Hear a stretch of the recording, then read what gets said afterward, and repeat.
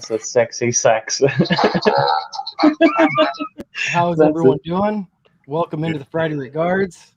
Another episode of the Friday Regards. This is, I think, episode 11 now. So, wow. Yeah, time flies. Yeah. When you're having fun. Yeah. That's it. How's everyone doing here? How's everyone doing in chat? Yeah, how are you all doing? I'm good. Obviously, we have Maverick in here. Bearded Vato. How you guys doing? Yo, Vato. Yo, Vato. Oh. Another one of my nephews. What's good, Jordan?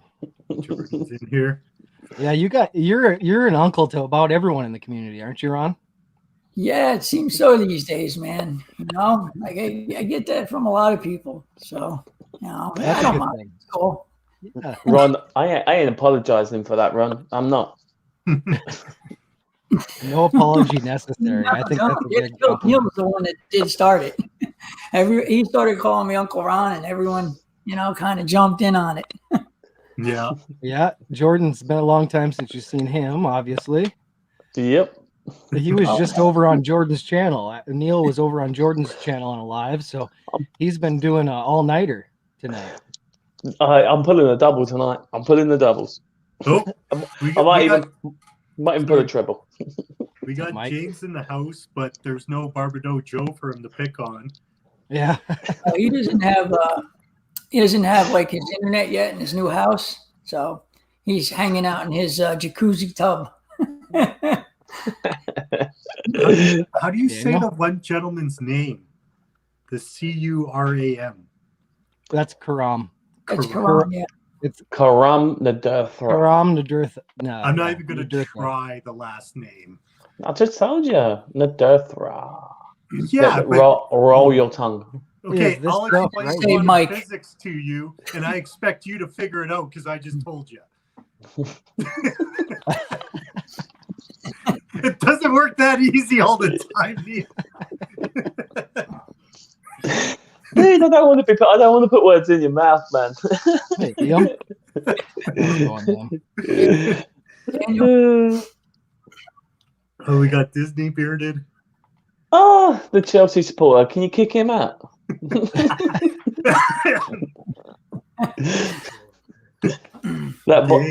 He stopped replying to my DMs. I think I've trolled him too much. Oh, Hey, you what's can't, up? yeah.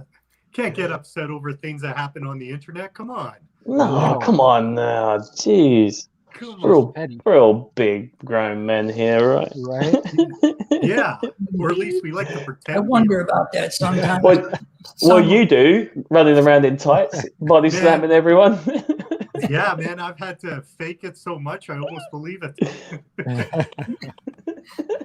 talking about being all grown men here. Let's get into my first question here. When I was young, I like to build forts. I kind of started out when I was young. We had a little creek that run through the town.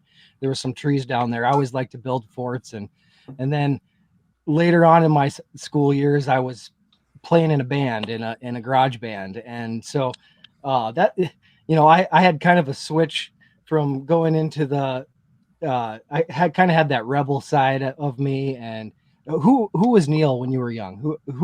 What kind of kid were you, and how did you grow up?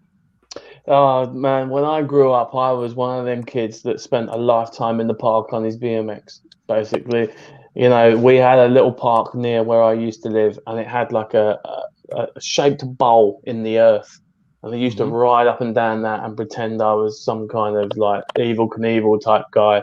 You know what I mean? I've smashed elbows, broken ankles.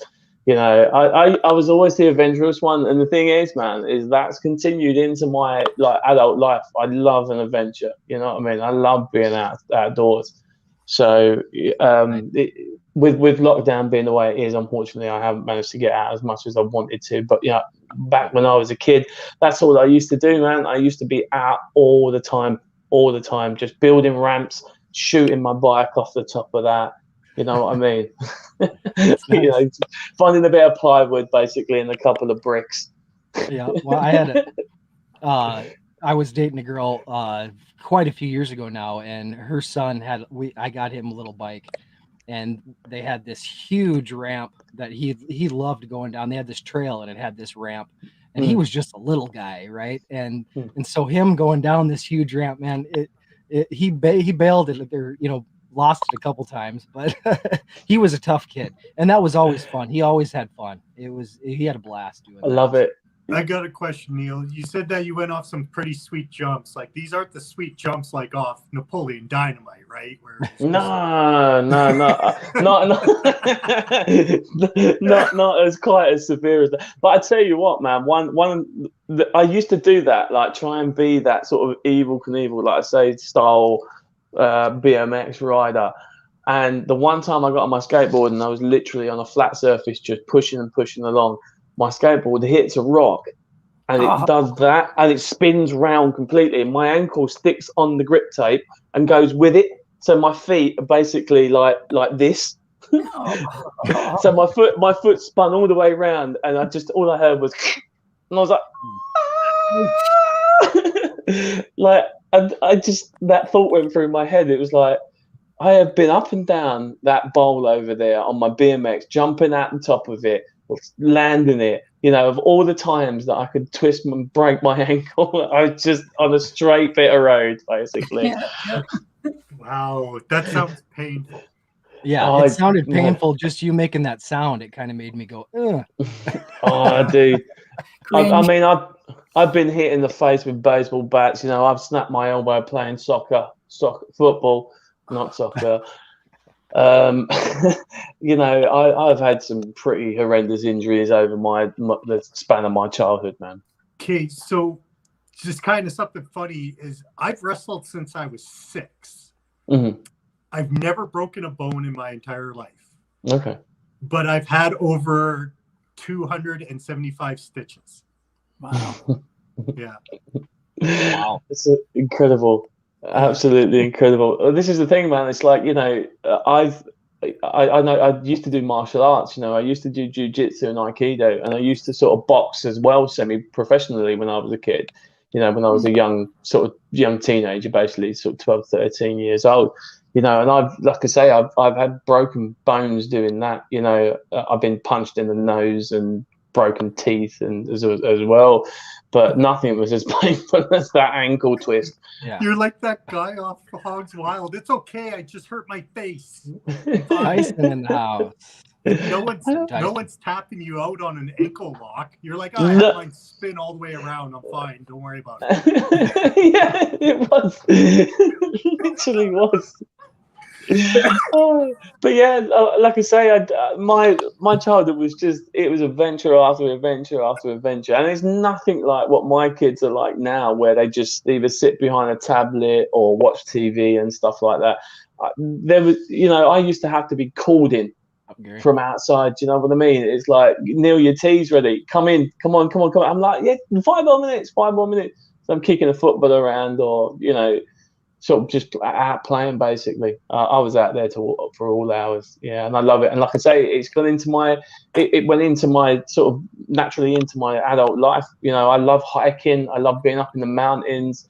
I love the fresh air. I love the views. I've climbed. There's 3 peaks basically in the UK. There's Snowdon, there's Scafell, and you've got Ben Nevis, and I've climbed 2 of them. So, the third one's coming, hopefully, when all this lockdown stuff's gone. So, how you liking your stuff, Neil? Gary's asking. Oh yes, legit, mate. Yes, I'm still waiting on a reply from Gary. I need to do a live stream with him. I want to talk to him. I need to talk to him about his stuff. Yes, I love it. Yeah, Vitality works really, really well, buddy. Really, really well. Yeah. Yeah, that Vitality is no joke. Yeah. No, it's not. And to be honest with you, man, Mystic Mac was an all-day scent. The scent strength on that was amazing. Nice. What's everyone got in beard tonight, I should say. Go ahead. Nothing. Nothing, Neil? Nothing. I'm actually wearing a Ferocious beard Ferociously Tempting. That's a collaboration corner scent that I did with Nate. Nice. This was back in. It was still when there was snow on the ground. This is apple, cinnamon, vanilla, and bergamot. And that bergamot adds a little twist to it.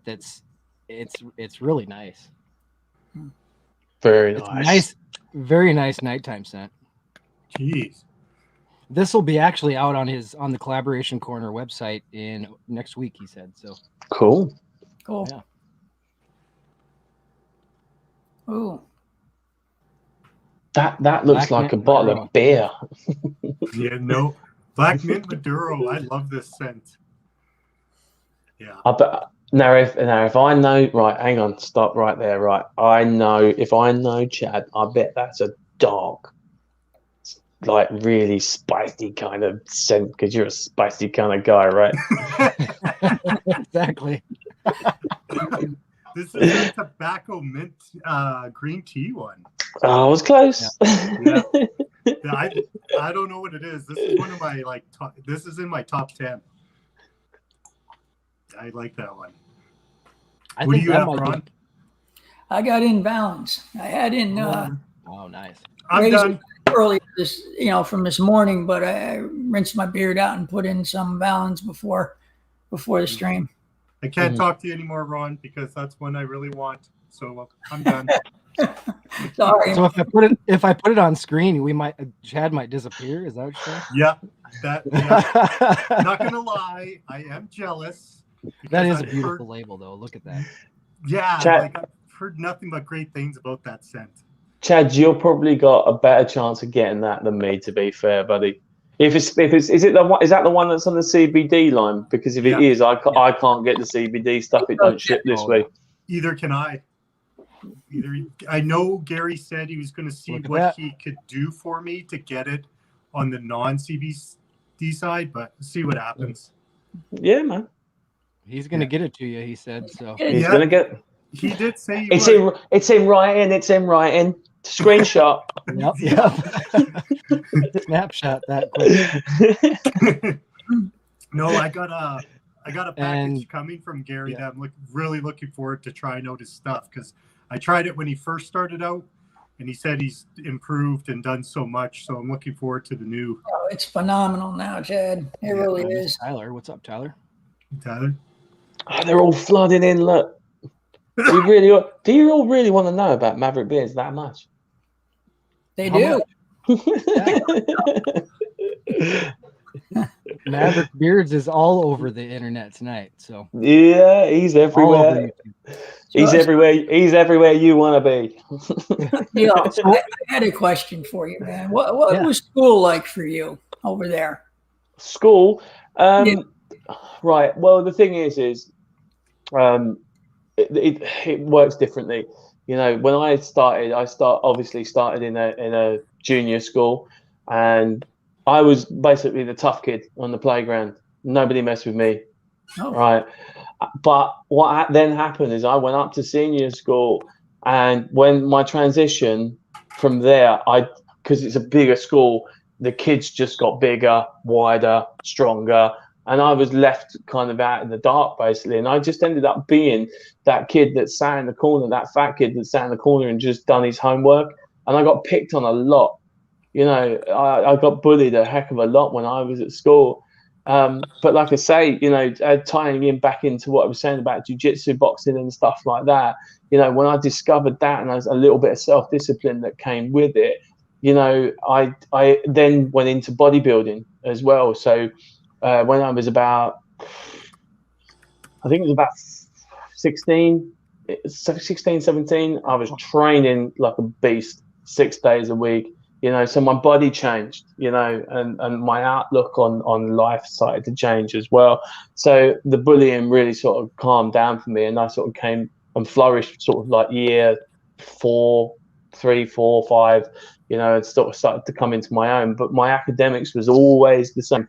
Always through. I worked as hard as I possibly could, to try and achieve as much as I could in life. So school was one of those roller coaster rides for me. You know, I had good and bad times, but thankfully for me, the good times outweighed the bad. I mean, one of my fondest memories from school was actually on my way to school.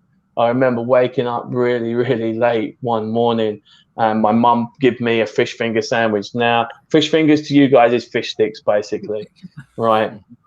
Okay, and she mashed it up, put it in a pit of bread, and sent me on my way. So I'm riding down the road on my bike, chewing on this like pit of bread. And as I approached what they call a sleeping policeman, it's like a speed bump in the road, right? I see this figure laying on the road. I was like, what the heck is that, right? And it was my mate that was meant to be cycling into school with, but because I was late, he'd already gone. But what had actually happened is he'd actually fallen asleep on his bike. And as I approached him, he was actually properly asleep, like in the corner of the road, basically, snoring his head off.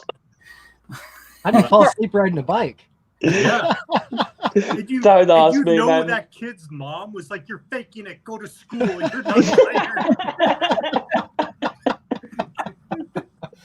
No, Mom, I swear I'm so tired. I can't even ride my bike. You're faking it. Go to school. The thing is even to this day, man, it's like I think I'd say like 30 odd years ago, and I have absolutely no clue. I mean, I've seen some crazy things in my time, you know, and that was probably one of the ones that I like. It's still there, and you're like, I don't get it. Because it takes me forever and a day to get to sleep. But how the hell you fall asleep riding a bike is just beyond me. I have no idea. Oh, I can't even sleep like in a car. Never mind on a bike. Between you and me, he might have had a. Oh. Yeah, there you go. I still don't know how you can fall asleep riding a bike. Even with as much as that as possible, I don't know how that. Yeah. Honestly, I may have fallen asleep driving a car before. I can maybe say that. I probably shouldn't say that, but I maybe have. Bro, luckily I woke up still driving the car, so that was a good. Well, man, I drive a HGV for a living, and on a Friday, right, I have my longest route. I drive for 5.5 hours, right, and I have to do drops in between, so there's a lot of heavy lifting. So the journey back to the yard is like an hour and a half. And I'm like that. Oh. Yeah. just nodding off. I've got all the windows open. I've got all my music turned on. Like when I moved to Edmonton, it's an 8-hour drive from where I live now. So it's a long ways, and I was always driving by myself, and I didn't have a radio or a CD player.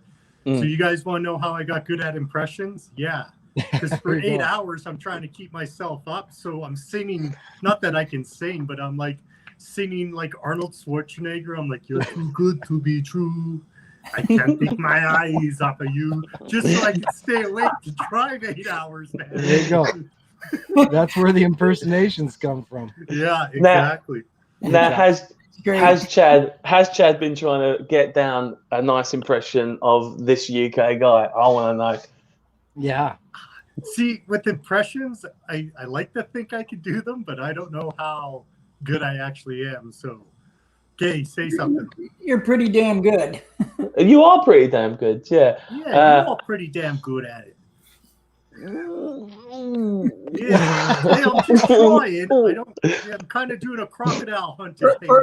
He's got to take a couple rides in that vehicle and practice a little bit first. I think he does, yeah. I think you need another 8-hour trip there, bud. I can kind of do Jason Statham sometimes. I'm a right proper badass. There you go. Try that one. I'm a proper badass. That's what I'm telling you right now, because I'm a transporter. And I never look inside the package. And don't you look at my package either. I tell you that right now. You got me. He went a bit Crocodile Dundee then. That's not a knife. Now that's a knife. This is a knife. This is a knife. And then, sometimes I'm just going to kick you so hard right in your knickers, you're going to feel it right in your fucking teeth, eh? Okay, I'm done. Oh, God, dude. I love this guy. I love him to pieces. I really do. He's hilarious. And he brings excitement to me. That's why he's here. We love the excitement too. I'm just so full of piss and vinegar. You guys get a kick out of it. That's all it really is.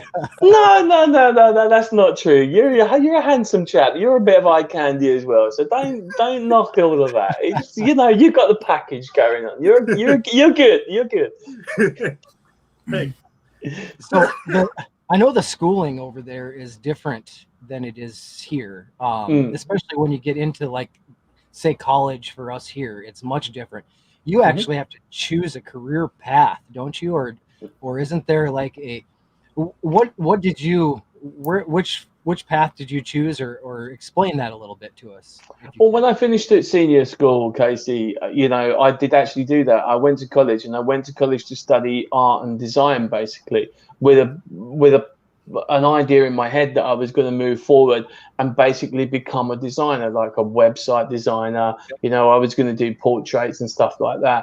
But it was a 2-year course, and I got about a year into it, and all I ended up doing was smoking, drinking, and not really concentrating too much on the college side of things.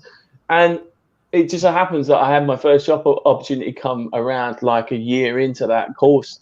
And he said to me, if you come and join me as a printer, like printing letterheads and, business cards and stuff like that, I'll put you in the design studio after about 6 months, and you can sort of hone your craft there. And I did. What actually happened from there is I actually then forged a career as a printer. So, I could jump on the machines and, print all of those sorts of posters and all of those kind of. So I learned all of that side of it, but I never actually got into the design side because I have an artistic flair in the respect that I love drawing, or I used to love drawing, and every so often I'll get a pad out and I'll sketch something down, I haven't done it for a long time, but yeah, that's how it was. But yeah, when we were at school, we were given career opportunities where you would go and do a job for a week, basically, and discover whether that was a sort of career that you wanted to do, what kind of path you wanted to do. You spoke to careers advisors and stuff like that. But yeah, I mean, my career just kind of did that, basically. I got into printing. Unfortunately, there wasn't a lot of money to be made in it unless I was doing newspaper printing the newspapers that you read, basically. And there was no way of actually getting in there. And I was then offered to do a driving job, a delivery job, and it was paying me double at the time. Yeah. So that's what I fell into. That's when I fell into the transport side of my career, basically. Yeah, you're the transporter. I'm the transporter. Yeah. Jason Statham's got nothing on me. I wish they would they're starting to implement that more here in the U.S. It would be great if they had that here. Doing more technical work, tech type stuff with the high school kids. And they're trying to get them interested in a field before they get into college. They're just kind of starting to do more of that in the U.S., I think, now. But I think, that's a good idea because it kind of helps you decide where you want to go and what you want to do, So I think that's a good idea. I think for me, having my children, my 3 children, it's instilling into them the properties of, you need to forge that career. You need to sort of kind of get it in your head where you want to be, in 20 years time. Like my oldest is 8 years old, and I'm like, it'd just be cool if you did a job that you absolutely love but earned no money from it. The reason being is because eventually, in time, you will earn money from it. Don't do what I did, which was skip from job to job to job, trying to chase the almighty dollar, basically. Yeah. Just in high school. Stick to what you love, and if you keep building on that, it can turn into something that you can make money on. You're not going to make millions of dollars right away either, and sometimes you do. So just doing what makes you happy is the biggest thing. Yeah, I wish they had that. Something like to stick to that and build on that. Because when I went to high school, I started out in Botech and TV repair. Mm-hmm. And then I wound up, we had a family friend that owned a TV repair shop. And I used to work there on weekends and after school. After doing that for a little while, though, I realized that it really wasn't something I wanted to continue to do. Mm-hmm. And I wound up taking, auto class. I wound up in the second year of high school, I took auto. And then didn't care for that. So then the next year I tried the HVAC. Didn't care for that. So I wound up going after high school to welding school. So, I was all over the place trying to find what I wanted to do and what I really liked. And the welding stuck.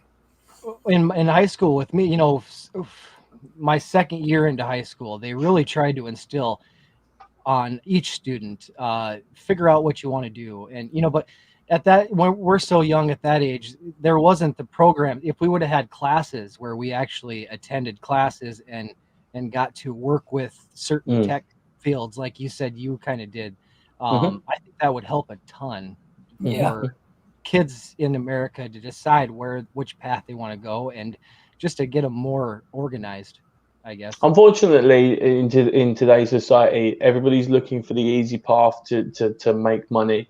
It's like my son still looks at me now as a YouTube, content creator, basically, and he seems to think that I make money from doing that. And the truth of the matter is I just don't. It's a hobby, and I do it because I really enjoy it, and that's it. But he looks at it and thinks I'm this big sort of YouTube star, which is great. You know what I mean? Because he's my son, and I want him to idolize me. But in regards to that, I've had to steer him away and say, look, there's no money in instant fame. You can't do that. You have to work really, really hard if you want something in life. You have to knuckle down and really sort of think about it. Think about what it is that you want to do. Be a zoologist, be a policeman. Be something that people can sort of. You hold yourself in respect, and the more respect you have for yourself, the more other people that then respect you. And that's kind of where it all starts. In picking that moment. I don't regret anything in my life as far as my jobs and my career is concerned. I really, really don't. It's given me a lot of life lessons to get me to this point right now. Yes, I wish I had stuck potentially at a couple of jobs and I could have progressed a little bit further in it. But hey, life is what it is. This is the path I'm on, and I can only teach him and guide him. And the same thing with my two girls as well, when they get to that point. Yeah. Yeah, Walt does love patchouli. I know that for a fact. No, he doesn't. So we kind of talked a little bit about some of the things you do outside of the content creation, but is there anything else people might not know about Neil that maybe people would want to know about Neil? Yeah, Neil's been on a journey, I've over the past few months of learning to become a better person, basically. Since August of last year, I've struggled with, certain things and certain aspects in my life, and I've now looked towards the religious side of things to sort of guide me and help me on my path. Beforehand, I had quite sort of narcissistic behaviors where I just didn't give a goddamn about anything or anyone. And, it was a spiral that was leading me, down a rabbit hole, basically. And thankfully, I managed to realize that. And I've come back, from the brink and try to sort of make myself a better human being. Now, the reason why I did that again is you'll hear me say it time and time again. It's because of my children. Those three kids are the one thing in this life that I will absolutely idolize until the last breath of my body leaves me. You have to make certain lifestyle choices, in order to realize that you as a human being, you have value, you hold value to a lot of people, and how you sort of portray yourself matters. Yes, I've been sort of like trying to work on those aspects of it, but then what's actually happened is that's now stripped me back down to the bare bones. So my anxiety levels rise a little bit, and sometimes I feel like I don't want to do something. And the biggest thing, or one of the biggest lessons that I've learned is one simple word, and it's no. To say no. Yeah. If I don't want to do something and I don't feel like doing something, I say no. Because what I used to do before is I used to try and please everybody, and it would end up leading me in all kinds of different directions, and I'd end up doing things that I just did not want to do. So, yeah, I'm on a journey. Currently, I'm on a journey right now. So, you know, if you see me dipping out of social medias and stuff like that, it's because I'm a human being, and I'm trying to deal with certain aspects of my life. You know, I never ever sort of suffered with anything like I say, anxieties, depressions, and stuff like that. But yeah, I'm just a human being at the end of the day, and I'm just doing my best for everybody around me. And as long as people see that, then that's good. You know, I'm doing a good thing, and I'm doing a good job. So, well, you saying that kind of blows my mind. I would never see you as being selfish or being, you know, like you were saying. I would never see you like that. I always see you so helpful and so giving and so, you know, involved in the community that you saying that just shocks me that you're trying to get past that. You know, because I've never seen that out of you. So well, see, the thing is, Casey, is me and you have had a relationship for a couple of months. Go back and look on my YouTube channel and watch some of the older videos, and you'll see that sort of side of my personality, you know, where I'm a bit cocky, arrogant, and stuff like that. Now, don't get me wrong, that is a part of my makeup, my build. But there's controls, there's levels, and I needed to take control of that aspect of my life, you know, in order to get the best out of everything that I was trying to achieve at that, you know, any given point. Yeah, I'm kind of the opposite. Walt and a few of the other guys in the regard here are trying to build me up so I can see more in myself, because that's my trouble. Is I don't, you know, everything I do, I just don't think I don't see it as great. You know, in my head, it's like, you know, the things that I do, I shouldn't say don't matter, but it's, you know, it's like I don't hold myself up on that high standard at all.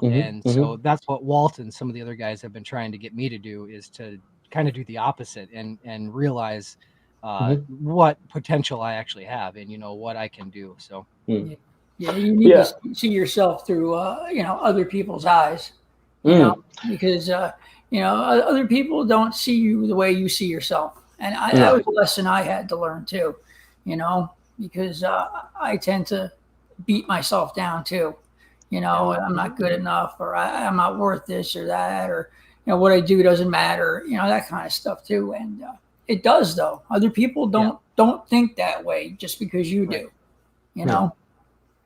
No, they don't. And that's the thing, you know, you see what goes on around you. It doesn't make no difference whether it's in the community, whether it's in your actual life. You know, there are certain things that you see, and, you know, you then have to take that choice of whether you speak up or whether you just leave it be and you just don't get involved. You know, I see a lot of things in my daily routine, my work life, my personal life, and stuff like that, where I could just literally hatchet that job and just turn around and tell them what for, you know. But is it my place? No, because I wasn't involved in it in the first place. So it doesn't make it's not going to affect me. And that's what I'm trying to say. I've now learned, you know, sometimes the best reaction is no reaction. You know, sometimes the best thing you can do is stand back and just take a moment, think about it. Don't just blabber. Don't just open your mouth and let it go. You know, and that's what I say. You'll see that evolution in my channel, because now what happens is I take my time over it. You know, I'm not going to lie. You know, I was scheduled to put a video out tomorrow, and I've been trying to work on it all week. But it's a very touchy, very it's a hard topic to tackle, this particular one. And it's really brought that anxiety out in me where I completely shut down. I turned my phone off. I put it all away. I shut all my laptop down. I was like, I can't do this. I don't want to do this. You know, it's a really, really difficult situation. You know, and then I sort of speak into Michelle, and she's a rock for me. That woman, you know, she talks a lot of sense. She makes a lot of sense of everything that's been going on. You know, ever since sort of August last year, you know, she's really sort of come into her own and blossomed, and she's taken on a whole different new light to me. You know, we've been together 3 years yesterday, you know, but just recently she's really sort of she pinpoints things, and she says, you know, what, maybe that's what you should do. Maybe you should do it this way, and you know, and try and work it out that kind of way. The thing is you know, when you have those difficult situations, it's always nice to have somebody that you can rely on and somebody you can call on, basically. But unfortunately, at that particular time, you know, I was just in that point where I was like, God damn it, I'm done. I don't want to do this. You know, there was a point where I was like, I'm going to get my razor, I'm going to shave my goddamn beard off, I'm just going to shut this whole fucking thing down, I'm done. But no, you don't. That's what I mean. There's a fighter in me, you know, that just wants to keep pushing and breaking boundaries and trying to do as much as I possibly can. And this particular video will do that. It'll break boundaries. It'll break, you know, the way you see the UK market, you know, and I'm hoping that the concept behind it really does hit home. Now, don't get me wrong, it's not typically a topic that people would probably sort of pick up on. You know, generally it's reviews and stuff on tips and stuff on my channel. But this one, there's going to be some big dogs looking at it, and that's been playing on my mind. Yeah, nice. And so it's beard. Everything you've done so far is beard related. Do you plan on staying with that, or do you? A lot of people have been kind of stepping out of the beard content and going towards other stuff. Do you see yourself doing that at all? We're moving away from it. We're going to predominantly keep that as the body of the channel, basically, because reviews is something that I love. I enjoy. The most part that I enjoy the most about it is actually talking to the owners of the companies.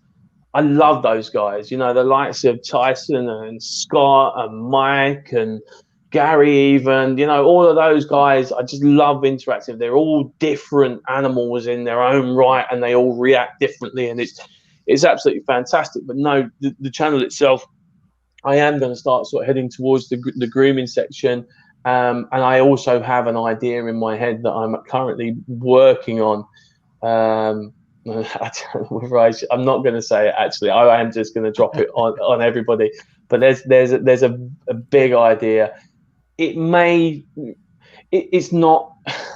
Let me just say this: it's meant seriously, but there's going to be a tone to it. There's going to be a funny tone to it, and I just hope that people accept it for what it is. I'm not taking shots at anybody, because that's not what I'm about. You know, I'm not interested in basically rocking people's worlds, because, like I just said, I suffer with that anxiety myself, and I don't want to put that onto somebody else. You know what I mean? What I want to do more importantly than anything is entertain you. I want you to watch it because you want to watch it, you know, and you either have a laugh at it, or you go, oh, I didn't know that, or oh, I didn't, you know, that's what I want it to be. What's been one of your favorite things about content creation so far, or what are some of your favorite things about the channel? One of my favorite things of late has been editing and scheduling. It's a new thing. It's a new thing that's happened to me, you know, over the past sort of month or so, you know. And as I'm now, what I'm doing is I study the analytics of the channel itself. Best times to release videos, the best time for me to do it, but more importantly is actually getting my schedule written down so that I know where I am, what I'm doing, when it's going, how I can promote it, and, you know, not just sort of wing and prayer it, basically. So as far as content creation is concerned, when it comes to actually shooting the video, sometimes Ron Casey, you probably know this yourself. I've got a phone literally with files like this of my videos where I'm like, welcome to the channel, everybody. Oh, fuck it. Dang, I didn't. Right. Well, hi everybody. Welcome to. Oh, and you know what I mean? It's just little short clips, like a short burst of seconds, where I'm just like, no, I didn't want to say that. Stop saying those that. Those are some of the best videos sometimes, or those those edited out parts. You throw those all together in a video, you might get more views on that than you do on anything else. Well, I did do a blooper reel, but the thing is you just got to be aware that I'm British and I swear a lot. Yeah. That's all right. We're American, and over here we swear a lot too. So okay. So I'm going back to Walt's. I actually got Tortuga. I won a gift card from one of Mick's socially bearded streams, and I did order Tortuga. So I remember that when you won that. Nice. Yeah. Love Captain Stash. I've only tried his own blend, so I haven't tried his new blend yet. I'm interested to try that. There's a few companies out there that have caught my eye, but unfortunately, being a working man, there's certain things in life that I have to pay for above and beyond beard products, and unfortunately, the funds are quite low. I've already spent my budget. So, Jay Cruz. Oh God, is he here? Jay Cruz in the house. Last morning, Jay. I'm only joking, Jay. I loved it, really. Some of your favorite beard companies, Neil, that you've used. Come on, don't you watch my videos? I do, yes. Okay, well, let me ask you the same question. What's some of my favorite videos, companies, Casey? Well, let's see if I can think here off the top of my head. Go on. Well, you do a lot with Karana Durtha. Okay. Yeah. He's one of your favorites, but you've done a few things with him. Yep. I'm stuck. You're gonna have to tell me, Neil. My memory's horrible. So. Okay. Yep, that's another one. There you go.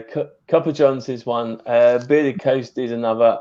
Me and Scott get on famously. I'm absolutely in love with that guy. He's hilarious. Spend a lot of time talking to him. There's a heck of a lot of products out there, but Copper Johns and Bearded Coast are definitely in my top two companies. But yeah, when you get outside of that, and let's talk about a UK company that I love as well, is Grizzly Beard Oil. Shaft. Me and Shaft, we don't live too far away from each other, and obviously with lockdown and stuff, I haven't been able to go and see him and meet him and talk to him. But we talk a lot. We video chat. We message each other. We swap cell numbers, or and all the rest of it, and we talk a lot. But his products for UK market are boundary breaking. There's a lot. Unfortunately, this is the problem that we're having in this country. People just kind of get into a bit of they settle for things rather than really going for it and giving it their all, like the American companies do. But he's one of them that really sort of pushes his limits. The guy's got like 40 odd cents, I think, on his website currently. You know what I mean? He will cover you from top to bottom. And quite honestly, he doesn't get enough recognition, I don't think. I think he needs to be. But like a lot of these companies, they don't rely on social media for their sales and stuff. It is just a platform to have a bit of fun on, really. And if they get a couple of sales out of it, then great. But let's be brutally honest here. As a reviewer and as a content creator, the amount of sales that they'll get off the back of anyone's video is tiny. Doesn't matter. It doesn't matter how much whether you get paid for a review or you don't get paid for a review or whatever it is. It's a very, very tiny percentage of a sale. A lot of their stuff comes from, just direct from website and promotions around the local areas and stuff like that. So, and then obviously when you get recognised by GQ magazine and stuff like that, you really do sort of see some upturn in your sales and stuff. So the power actually goes to those people and what they create. It has absolutely fuck all to do with you, me, or anybody else. What we're doing is basically a bit of fun for us, and we're just having a right laugh and a giggle with it. And unfortunately, if you take it too bloody seriously, more for you. Yeah, like a story I came in, you tell people you're doing a live and they're like, hey, I'll just text you and phone call you a lot. And you're like, I told you I'm busy. What are you doing? But you hit the nail on the head there, Neil. Like when people take this too seriously, it's like you're just, I don't mean to make light of it or anything. Like it's fun, but we are just reviewers and it is on a tiny amount. So I never understood why people took it so seriously. And fighting over this, it's like you realize you're really fighting over nickel and dimes in the grand scheme of things, right? So I agree with you. Yeah, absolutely. I mean, this is the whole ethos of why you have to ask yourself a question. Why did you start doing this in the first place? Quite honestly, and I am going to be perfectly honest with you, the reason why I started is because I wanted free products. I am not going to lie to you. Yeah. All right. But as evolution and as time has gone on, I have understood more and more how everything works, how the companies work, and all of that kind of stuff. And then I took on my first ambassador role, you know, with a UK company, and I really started to get into a little bit more depth with it. And you'll see it. You'll see those kinds of changes and stuff. And now, for me, it's not necessarily about content creation. It is also about supporting these people, because don't forget, these have got mouths to feed, you know, and some of these do rely on this as a sole job. You know, not all of them do. You know, some of them do 2, maybe even 3 jobs, you know, to try and keep food on the table and a roof over their heads. But that's what it's all about for me. You know, it's putting a couple of pounds or a couple of dollars into somebody's products so that they can either, like I say, they can sort their families out, or, you know, they can go in and make better products, or whatever way that they want to spend that money. You know, the markup and the margin on those products have got to be remote. You know what I mean? You've got to be a frigging huge company to actually make some proper dollar off it. And that's why I like these small batch companies, because you know you're helping someone that really, you know, that really needs that, is supporting their family with it. You buy some of the big companies, you know, you never know where that money's going. It's not going to help support the family. Probably it's going to help pay employees that are sitting at a store somewhere or something. Which is, you know, that needs to be done too. But I really like helping the small batch companies. Yeah, absolutely. I think that's the again, you know, that is the sole, one of the sole reasons really to do what we do. And just fucking relax, guys. Yeah. Like you're not curing a disease, it's beard products. Like, chill out. It's gonna be okay. Like, I'll send you your 75 cents from an affiliate code if you're really going to get that worked up about it. Can you, please? Because I've had no fucking sales off my affiliate code. Just send me $1. Here's the thing though, Neil. Mine's Canadian money, so you're actually going to only get like 15 cents. Oh, that's cool, man. That's right. I can go and buy myself a couple of penny sweets for that. That's all. I'm all right with that.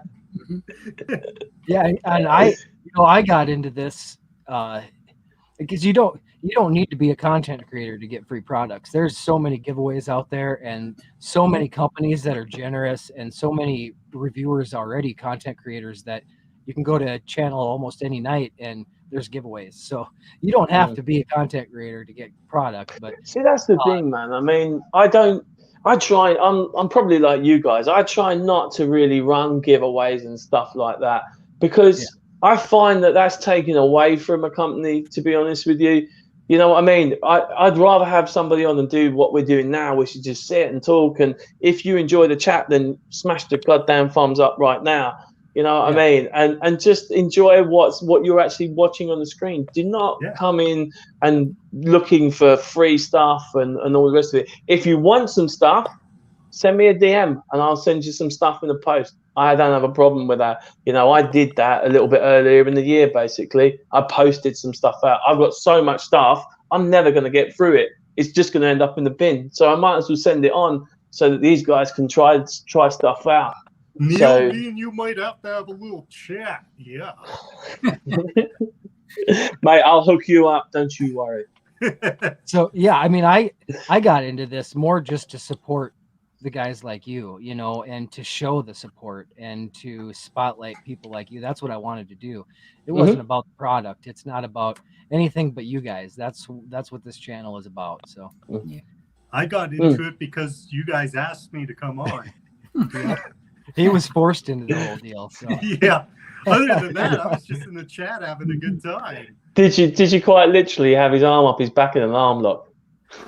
Well, trying to choke him out. Come on, you want to do it? I don't know if that would work very well, honestly. I was like Arnold Schwarzenegger off of Total Recall when his mask breaks. He's like, doing the Jabba the Hutt face.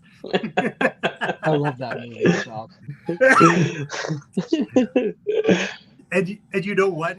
I don't mean to make this about me, but like since I came in and I started doing lives, like there's so many good, nice, genuine, giving people in this community. Yeah. You know, like it's kind of overwhelming in a sense where you're just like holy crap, you guys, like you're very grateful and you're too generous. And they're like, don't worry about it. And I'm like, I don't take it lightly. Yeah.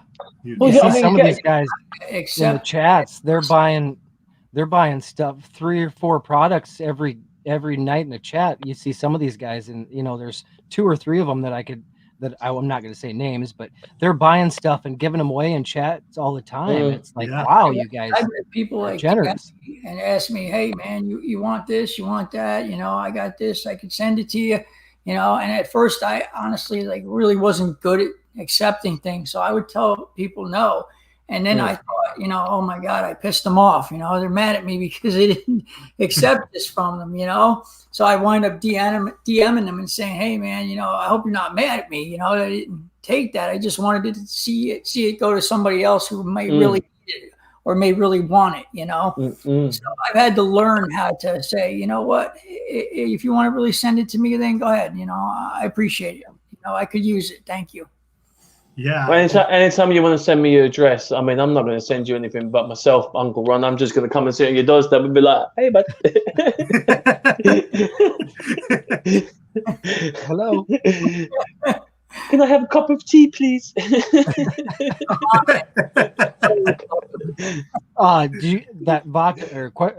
Vato had a question there. Do you guys ever give your beards a break from your product? Yes. Yeah. Yes. Yeah. I actually have this week, to be honest with you. Apart from when I just got that collab, I got a collab through from the Copper Johnson Beard Coast one. I couldn't help it. Honestly, as soon as I smelt that, I was like, rubbing it all over my head. But, I find it hard to take breaks because I've got so much product. Like, I got to use it, you know. Like, I do from time to time. With it, but you know, just like. Randomly, I won't throw like products in one morning or something, you know, unless I'm testing for a review or something, you know, then of course I wear it. But the only time I do is when I forget to put it in because which is a lot.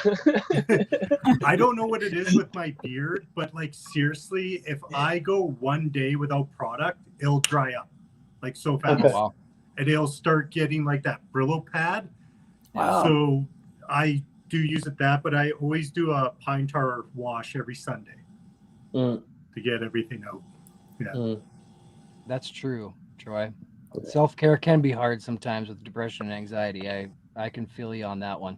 Yeah, I can. Yeah, being involved in this community, it's like a little reminder. You know, you wake up every morning, you might pop on YouTube or Instagram. I guess I do anyway.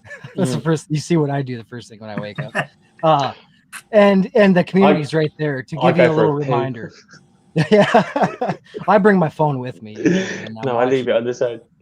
Okay. That's when I'm watching your YouTube videos. No, you're not, you fibber. I'm kidding. Yeah. You are kidding. I know you're kidding. You couldn't even tell me what my favorite companies was, Casey. I'm very disappointed in you. I'm never gonna live that one down. You got me on the spot here. I'm horrible on the spot, Neil. You'll learn that. You'll learn that.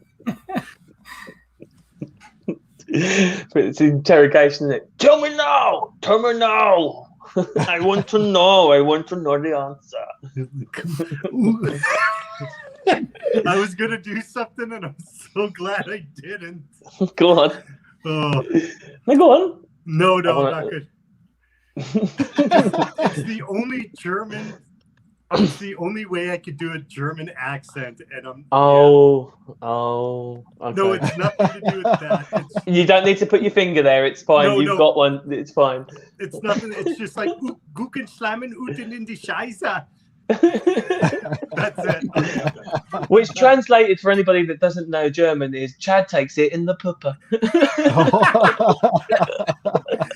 No, I don't, because I'd flex my butt cheeks and rip your dick off. That's what I Don't mess with any part. Don't mess with any part of that man. He will just flex it.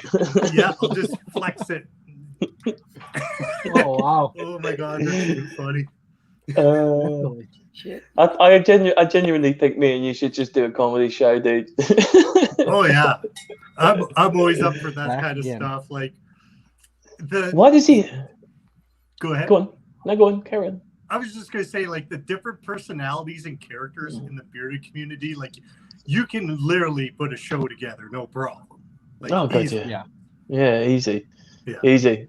That's the thing. There's so many opportunities out there when you see and talk to people that you just for me and my brain's just like, oh, I could do that with that guy. You know, I could make this program with that guy and stuff like that.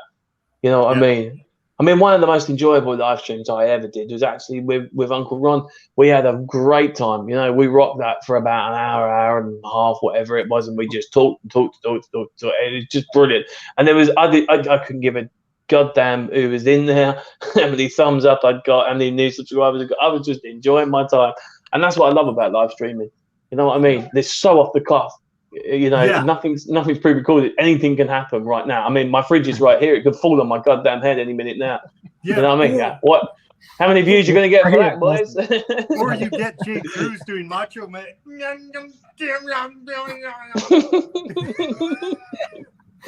You know? But yeah, man, no, that's great. And like, I don't know. It's so much fun. And I also find the less you take yourself seriously, like the more fun you can have. Yeah. Right?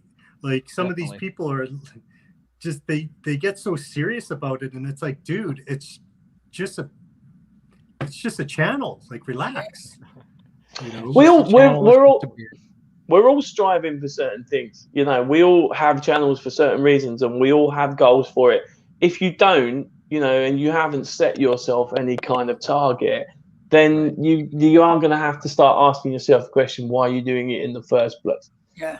So, well, are you talking about me? Because I don't have a channel. Oh, in general. I'm just teasing. I disagree with you. You're on your channel right now. Well, yeah. Yeah, definitely are. But if you want me to start you a channel, I can happily do that for you. No worries at all. We can call it whatever you like. We can call it Chad. We can call it Chad Butt Cheeks or something. Chad Butt Cheeks. Chad Assless Chaps. Assless Chaps. Oh my God! This took a real turn on this chat. Yeah. And the funny thing is we have more people coming in after that comment. Okay. Casey asked a question. We got to get on topic here. We got off topic. Yeah, let's get on topic. It looks like Vato wants you to get a tramp stamp, mate. Exit only. Okay, here's the thing. I don't have any tattoos at all. Okay. I wanted to get a tattoo on my penis, and it was going to say hello. But after the H, we ran out of room, so now it just says hi.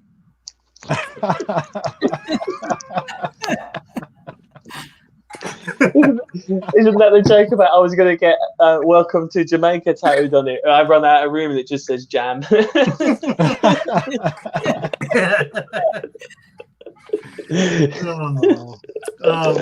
no, I don't have any tattoos, and I'll never get any. I don't mind seeing them on people, but they're not my thing. I don't have any either. And I'm an absolute pussy, and it hurts. I have two. You My got two? mom. I have one. Oh, really? My mom was kind of she was a big Christian, and she didn't like the defaming your body whole aspect of it. And I guess I just always respected that. And my mom never wanted me to have one, so I just haven't ever gotten one. And we lost her a couple years ago, and I still never will, just for her. So yeah. Well, that's a good reason, man. Yeah. What are yours, Ron? What tattoos do you have? I have a griffin on my shoulder back here, and I have a lion with wings on my leg. On my side of my calf. Hold up, I've got an idea. I have an idea. Let's start a little fund me kind of page for Uncle Ron, right? To get the word Uncle Ron tattooed on him. There we go. like here or something. like right here. So yeah. So you get to stand there like Uncle Ron. I do want that though. Don't forget, guys. Uncle Ron tat. The more thumbs up you get splashed on there, the more likely it is he's going to get it. Yeah. Votto, I'm reading Votto's comments. Like, it's funny, man. That guy is. We got to get him on a stream at some point. Yeah. Me and Dagan had Votto on already, though. I don't know if you go on another stream again, though. No, right. Did you pull him apart? Did you? No. We had a great time when he came on. He was really talk great, you know. He's really a funny guy, really cool. He was on Gary's that first live stream of Gary's, I think, too, or was it? Maybe it was the night before. I remember seeing him on one of Gary's stream. Yeah, he did. Yeah, I'm not jealous or nothing, but where was my invite? What the hell, Gary? What the hell? Vato's quite the supporter, though. You know. That guy is on every live. He's everywhere. Like, I swear his full-time job is just to be on lives. He's very late to the game with me. There you go, Ron. Good. There you go, Ron. Yeah, $100. There you go. Yeah, right. Can't afford a tattoo. I've wanted one for years, and you know. Casey, get a PayPal account set up. Okay. Writing it down. Yeah, right. Buck Ron's each. tattoo. It's a buck or two. Yeah, I have a nice fund. and then we need a separate one. It's not going to be an expensive one, right? It's just going to have the word exit, like Vato says, and we're going to get one for Chad. Nope. Nope. No matter how bad you guys want that will never happen. I'll pin him down while he gets it done. Nope, I don't think so. You're gonna get a flying elbow drop right to the chest. Yeah, that's what I'm talking about, Sometimes you need to slap life in the face and put your elbow on it, Chad. Yeah. You know what it's like to have another man slap you in the face while you're a woman. Your main squeeze stands there watching helplessly. Might make you a little mad. Might make you a little upset. But not me, because I'm in total control. Yeah. Have you ever met him in real life? No. So, how it started. Yes, I've seen Blood In and Blood Out. Yes. How it started is when I worked at a call center. I was so sick and tired of dealing with negative people calling. So I would do impressions on the phone. And it usually put them in a better mood. But sometimes you got people who just didn't get it. Like the first time I ever did Macho Man, I was like, ooh, yeah. How may I help you? The guy goes, what the hell was that? I'm like, what was what? He's like, oh, yeah. I'm like, I don't know what you're talking about. You're hearing things. Just messing with them, hey? He never caught on. One of the funniest stories is I was talking to this person, and their voice seriously was like this. Like, this is how they talk. They were like, I need this part. I need that part. And for like 10 minutes, I'm like, yeah, no problem, sir. No problem, sir. I'll get that right up for you, sir. And at the very end of the conversation, you hear, I'm not a sir, I'm a man. Yeah. And their son or coworker, whoever the hell it was, I could hear them howling in the background, laughing so hard. And I'm just like, pack a cigarette. Oh, okay. Like, your voice is deeper and more raspy than mine. You know, come and rub my bunions. They need a good rub. This is ridiculous. That's pretty fun. Now go and sit on the bed, young man. Yeah, come rub my bunions. What are you doing? Go get the mustard in my sandwich. This is ridiculous. You're not getting any tonight, you pig.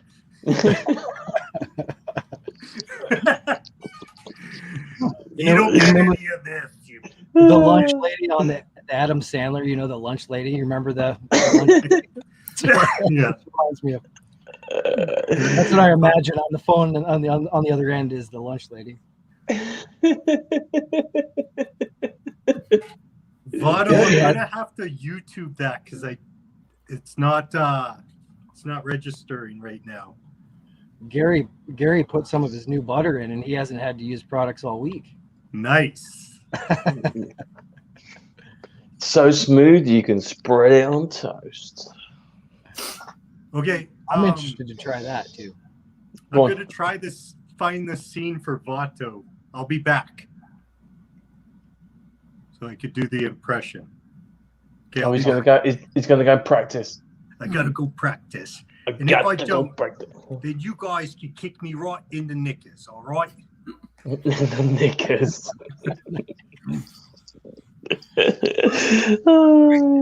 That guy, he's just too much, honestly. He love being on live streams with him. We lost Ron as well. Oh, we lost Ron as well. I look back up and it's just me and you. I know I've seen you streaming some games with your son, or your son playing Fortnite maybe? Did you play games with your son? No, I don't. Basically, what he wanted to see if he could actually create like a YouTube channel where people watch him play his Fortnite, basically. And he just needs all the cameras and all that kind of setup really for that kind of thing. But he plays it on his Switch, so there's no way of hooking it up. I looked into it, so he needs to kind of get himself like a PlayStation or something like that, where he can get it all hooked up to the laptop, and then he can stream it. So it's something he's looking at. My daughter really wants to do that too.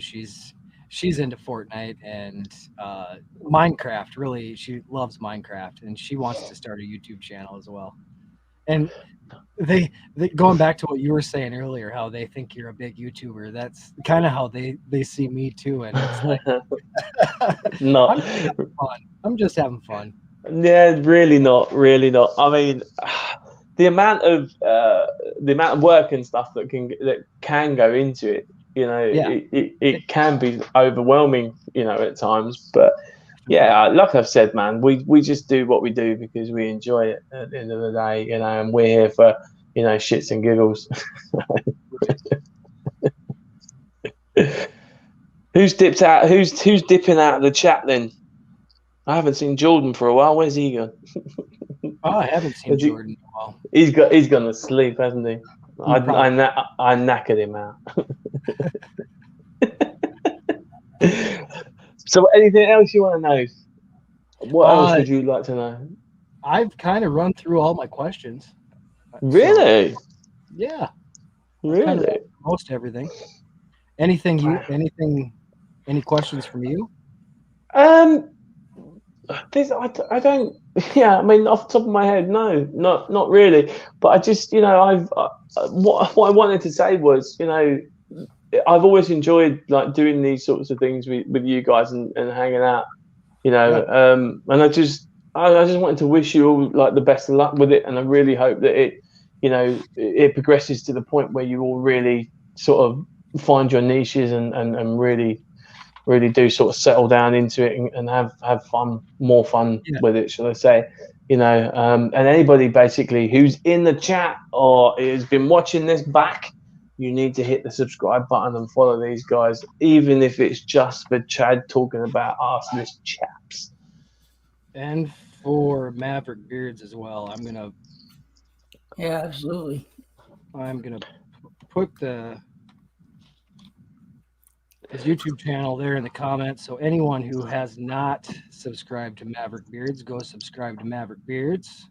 I am very close to the 350 right now. Ooh, it's so close. So close. Oh, am I? No, I'm over it. Sorry, no, 375. Sorry. Yeah. Oh, you're close to 400 there. I'm pushing. I'm pushing. When I started this channel, I was pretty serious about it, and it started wearing on me. It started just because, the way I think kind of hinders me as well. Back to nothing I do is probably good enough in my eyes. So that kind of hinders me as far as creation too, because it's hard to put out something that I think is going to be worth it. But I've come to realize that let's just have fun. Let's not try to make these stressful. Let's not try to overdo them. Let's just have fun. And because that's what it's about. If we're out here not having fun, then there's no reason to be here. I used to think too with my videos, and I started to I literally started ignoring what I thought and listening to what everyone else said. I had to, because I would have stopped. I would have just quit if I kept listening to my own head, So just do the best you can, and if I don't like it, I'm still putting it out anyway. Because usually, every time I have, it's not always that I don't like it. It's just when I haven't and I put it out anyway, people are just like, "Great job, Ron! Nice review, good job." Yeah, man. See, that's the fucking thing, right? And it's, I love that interaction, right? When they put comments down and all the rest of it. But then I'm a bugger, because I'll start asking questions, right, about the video, just to check them to see whether they actually watched it. So I do tend to have a tendency to play games, but then on the flip side of that, I'm always a little bit wounded when I don't get the "Hey nephew" comment on any of my videos, because I'm like, I even message Ron. I was like, "Ron, what's going on? You've not watched the video. You've not put a comment down there, didn't I?" Yeah. I asked you on one video. I was like, "What's going on?" Do you know what I mean? Where is it? Fuck's sake! Come on. Talk about another guy that's everywhere. Just because I don't feel good that day, I'm having just listen and and cruise on, or sometimes I'll throw a thumbs up maybe. But I got bad already. Hands hurt. Ron's as active as Vato is. He's everywhere too. He's commenting on everyone's videos. Ron's a super supporter. Just a super supporter.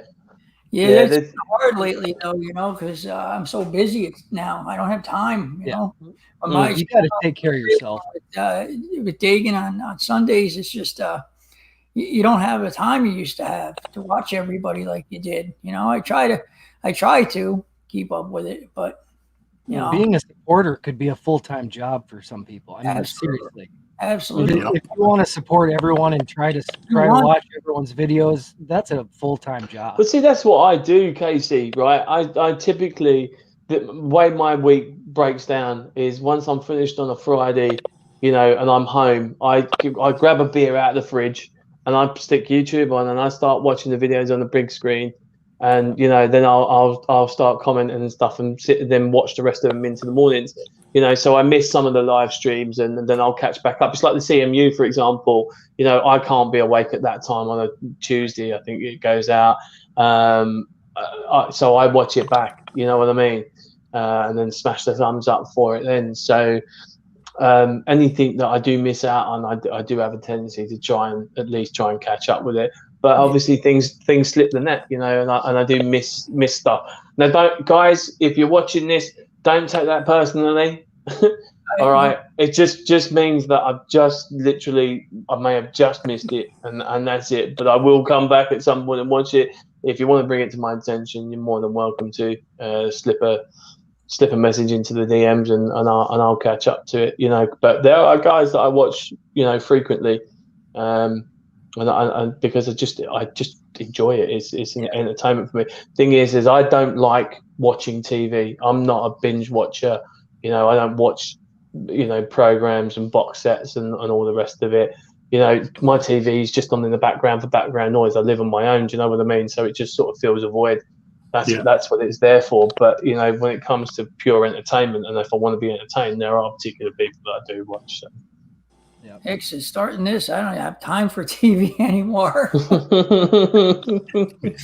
Yeah, honestly, the last this week, I've sat down with the family a little bit more and just I watched a couple movies with the family, with the kids, and sat down, watched some TV with the wife, and it's kind of nice to get back to that where you don't feel like you have to be doing something all the time online. And this week I started too. I took off a couple times this week. Spending that time with family is always it's always healing too, you know. So that's exactly what Michelle said to me the other day. You know, she said, Neil, you don't have to if you don't want to, but you end up heaping that pressure on you because, like I said to you earlier on, it's about a schedule.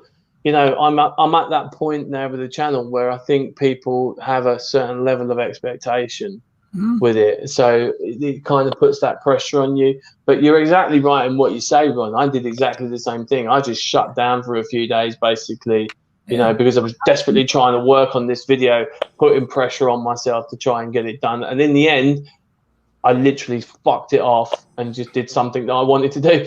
And now that's what's dropping this afternoon. So going back to where you guys were talking about movies and stuff, like all I did was used to watch movies.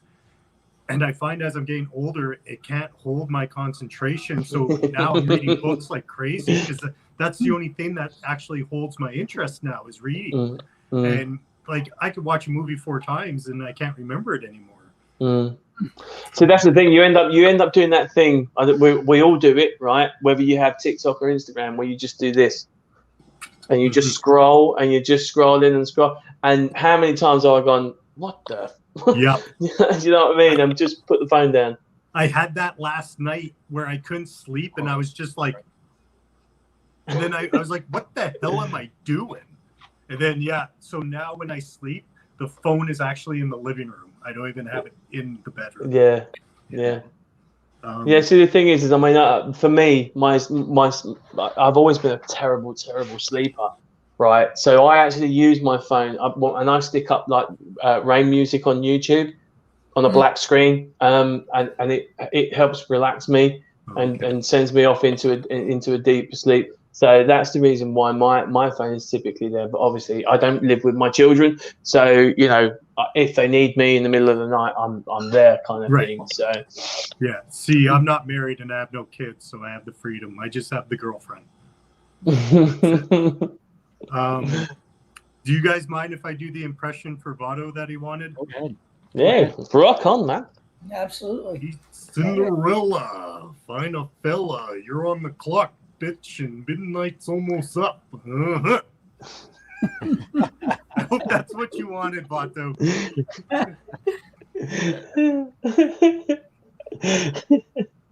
Yes, Troy, you did like every picture on my Instagram. That was crazy, man. Thank you.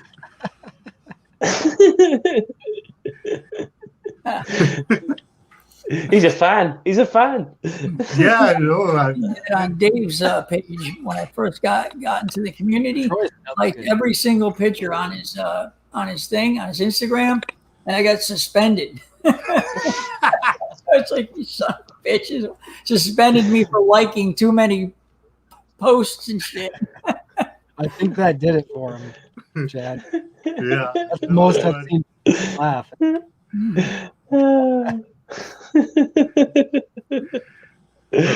Oh, guys, you lot are legends. You know what I love about lives is when I do them, I'm laughing and smiling so much, like my cheeks actually hurt. You know, now.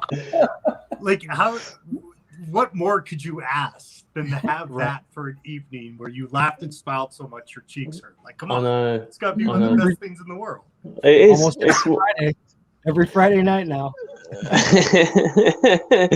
I think that's the one thing that's kind of missing from the channel, you know, is actually having that regular partner where you can just sort of hook up and have a laugh basically, and put a stream out and hope that everybody else enjoys it in the same spirit as well. But what you've done here with this channel is very, very unique in the respects that you have so many different personalities. You know, I mean, I was watching one, I think it was you guys last week, where Casey's the very sensible one, you know, where he's the technical sort of whiz behind the whole of the regard. You know, you got Uncle Ron in the corner that's, you know, the wise sort of wise old owl. I don't mean it in that respect, Ron. I don't mean you're old, but and then you've got the young buck in Walt basically, that, you know, he knows his shit, you know, and he's again quite wise, but he's just like the younger version of Ron basically. And then you've got this wild card over here. Wherever it is, over here, basically. Well, he literally brings the shits and the giggles to the whole party, and it's the whole dynamic of it and the way it works is phenomenal, and it's one of the most watchable things ever. Again, it's one of them things, man, where I can, if I don't catch it, I will catch it back at some point and watch it back. But I do think genuinely Chad really does need his own channel. Just to get that personality out there at more and more. Honestly, he can't leave us, but he needs his own channel. Well, thank you very much for the kind words, but like, you know, the regard lets me be me, right? So like, you gotta give them props, and we all bring our thing in here. And you are right with that, like with how they all are, and it is a good mix. And you know, like, yeah, it's a lot of fun, and I've seen a lot of progression in the likes of Ron and Casey that are very much don't take this the wrong way, guys, but you're the background guys, because Chad's a personality, right? He portrays that.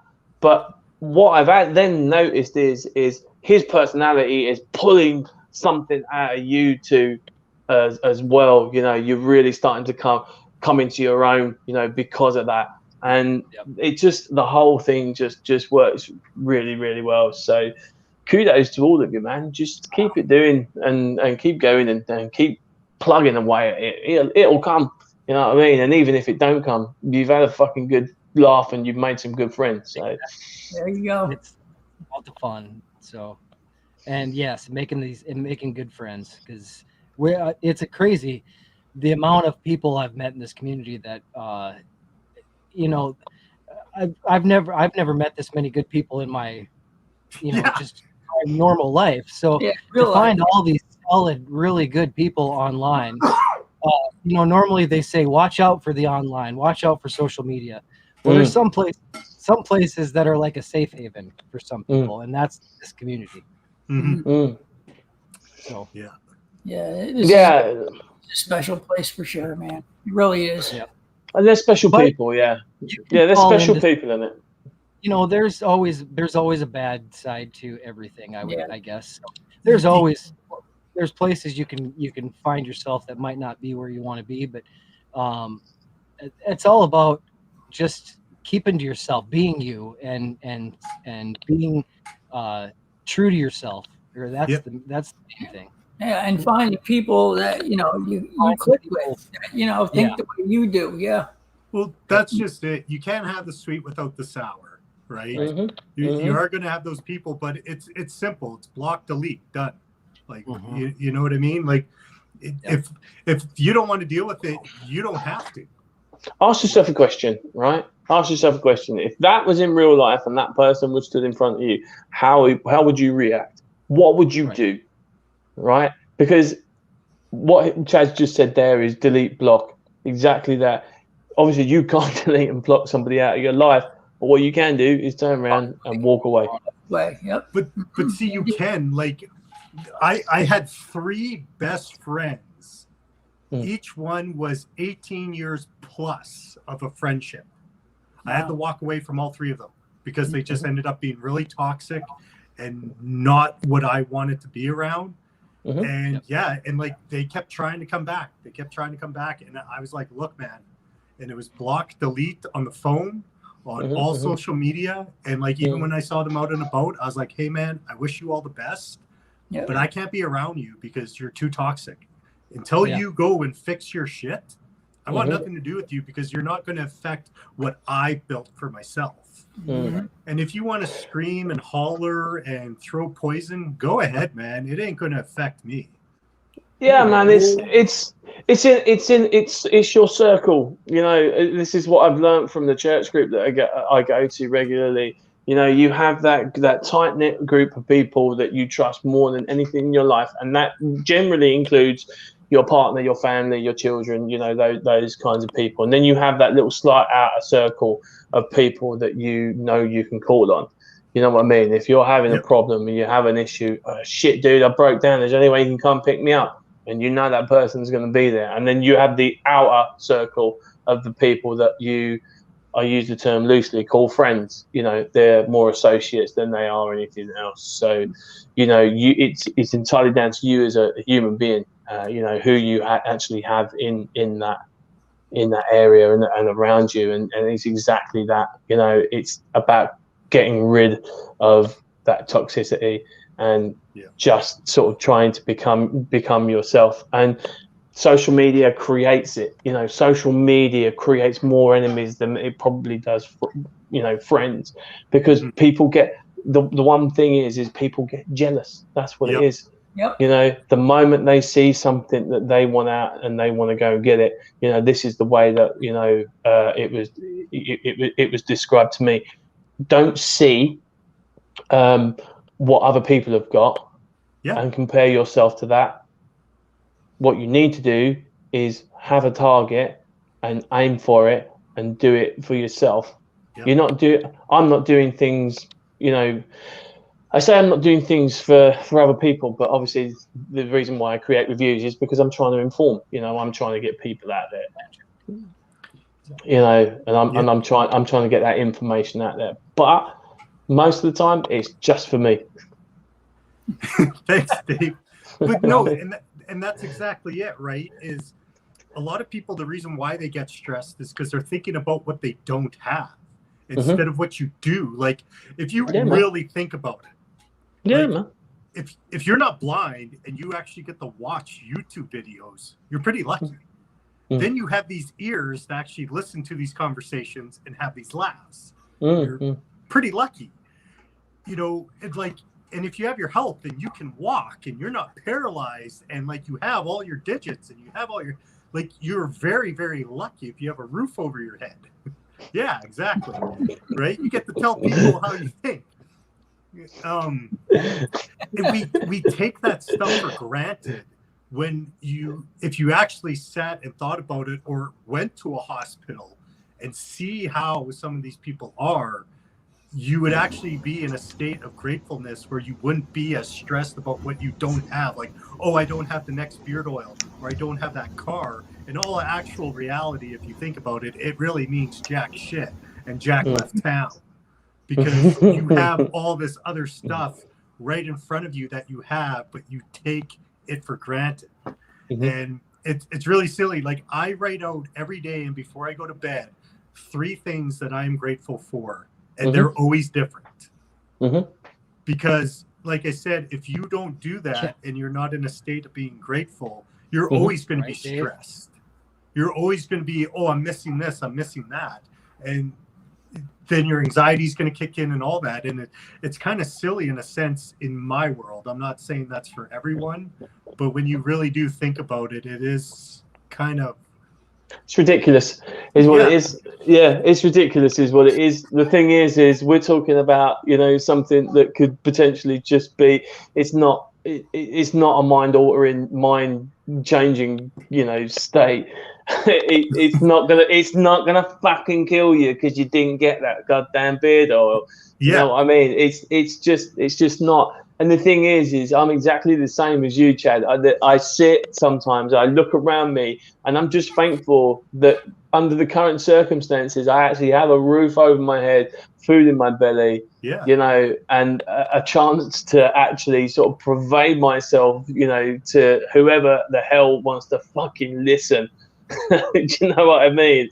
Yeah. So again, I do a lot of journaling, I do a lot of meditation as well, and it takes me a bit, to sort of sit back and take it all in sometimes. But yeah, social media is it's a minefield. It's an absolute minefield, and you have to pick your way through it, and you have to see the people that are in it for the good things rather than the bad. So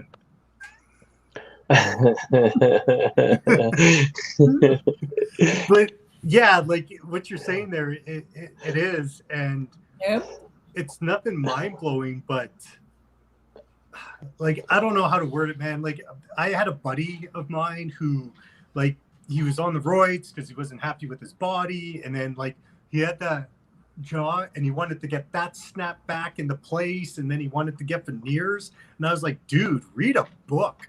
Take a seminar, get to the root of your problem, of your insecurities, instead of doing paying all this money and getting all this exterior stuff fixed so you could feel good. Like, you know what I mean? Get to the root of your problem.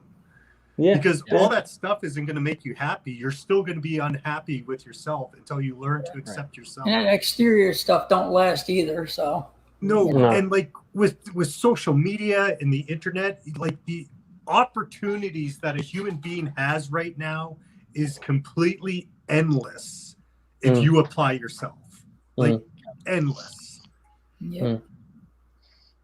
Yeah, I mean the thing is like, having to having that sort of dealt with an addiction myself, and having to sort of come out the other side of that, you do fully understand that, that there are certain things in life that you're fine, you're okay, as long as you can see the reality of your own world, then you'll be okay. You'll be okay. You just got, when you fall down and you feel like you've got no one else to rely on, that's the moment where you have to step back and just take stock of your shit and just realize that, life it can be really, really simple, and you have to strip it back down to the bare bones and really, become a better person for it. Yeah, like I hope you guys don't mind me sharing this story, but I'm going to get like quite real here. Go ahead. I haven't had the worst life, but I was abandoned by my father when I was 6 years old, who left me at a swimming pool. I never saw him again. I went through a time in my life where I popped my neck. I was injured like crazy. I was losing my condo. I had to sell that. I lost my job. The girlfriend that I really cared about broke up with me.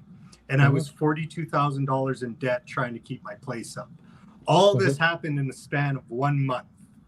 Oof. If I could come out of that, and right now I have my health, I'm injury-free, I'm debt-free. I've seen a very nice girl right now. It's like everything just switched. It's never, ever going to be that bad forever. And all you have to do is put that elbow grease in and really do the work and block out everything else. Because the only way you can become resilient and is to keep moving forward. That's the only way you can do it. Resilient doesn't happen when your tank is full. Resilience happens when your tank is empty and you're running on fumes and you keep plugging no matter what. That's the only way you're going to find where the edge is, because the only people who found the edge are the ones who went over. And you need those things in your life to push you so you know what you're made of and what you can deal with. Right? Yeah. So, I can blame a lot of things of my life. I can blame my childhood. I can blame this. I can blame that. I can blame 1 month all this stuff happened to me. But what does it do? It's like a rocking chair. It gives you something to do, but you ain't going nowhere. Yeah. You know, you're not your thoughts and you're not what you say. You're only your actions. Only your actions speak anything. So if you want something, you got. That's why Nike had the best slogan ever. Just do it. You don't need to wait for things to be 100% perfect. Stop waiting until you feel like it, because you're never going to feel it. And you're always going to be waiting if you wait until you feel it. Facts. You know, you just got to slap yourself in the face and be like, screw it, I'm doing it. I don't care what happens. And once you start moving, then it's easy. Right? Chad for Prime Minister. With words like that, move over, healthy bearded. We have got ourselves a new champ. I'm just talking because, like, I think my story can help people, and I hope it does. The thing is that's the problem. We can all hide behind facade, you know, and fake facades, you know, but it takes a lot to put that out on any kind of platform for people to understand. So that's where your respect comes in. That's where people will then learn to, you know, take you. You know, you're a funny guy, but they also know that you have a more serious side to you, and that, you know, if need be, you're the realest fucking guy out there, basically. You know, and if you want the truth, he'll tell you. He'll give it to you. He'll absolutely give it to you. You know, that's the biggest frigging bugbear in the whole of this content creation thing is like who's doing this, you know, who's telling the truth, who's, you know what I mean, who gives a fuck? Are you entertained? If you're entertained, does it matter? Does it matter if he got paid for it? Does it matter if he's telling the truth? Why are you picking fucking holes in it? Just enjoy it. Just enjoy it for what it is. And if you don't watch it. I'm trying to keep up with the comments. Thank you everyone for the kind words. I appreciate it. But let's get back to our guest, Neil. He's on here. It's fine, bro. Honestly, you're you know, listening to people talk like that it gives me a more profound respect for you as a human being. I mean, me and you talk anyway privately, you know, and it's always a fun time and it's always a good conversation. So it's nice to see the other side of you. Yeah. Another reason why I wanted Chad on the Regard is not just the funny side of Chad. Like you said, he's 100% real, and just his knowledge. You can tell he's very knowledgeable on self-awareness and life, and yeah, I mean, building yourself up. He's read several books on that he's said, and the self-help stuff, and it's incredible. I mean, he's just an all-around great guy. For sure. Thank you guys very much. I appreciate it. I'm not been reading the comments, to be honest with you. I've been so busy listening to Chad, I haven't even caught up. What's your question, Vato? Go ahead and shoot. Yes. The answer is yes. Any other questions in the chat for Neil? Go ahead and throw them out there. No, I won't get topless. What kind of hair gel do you use? Shake Witty.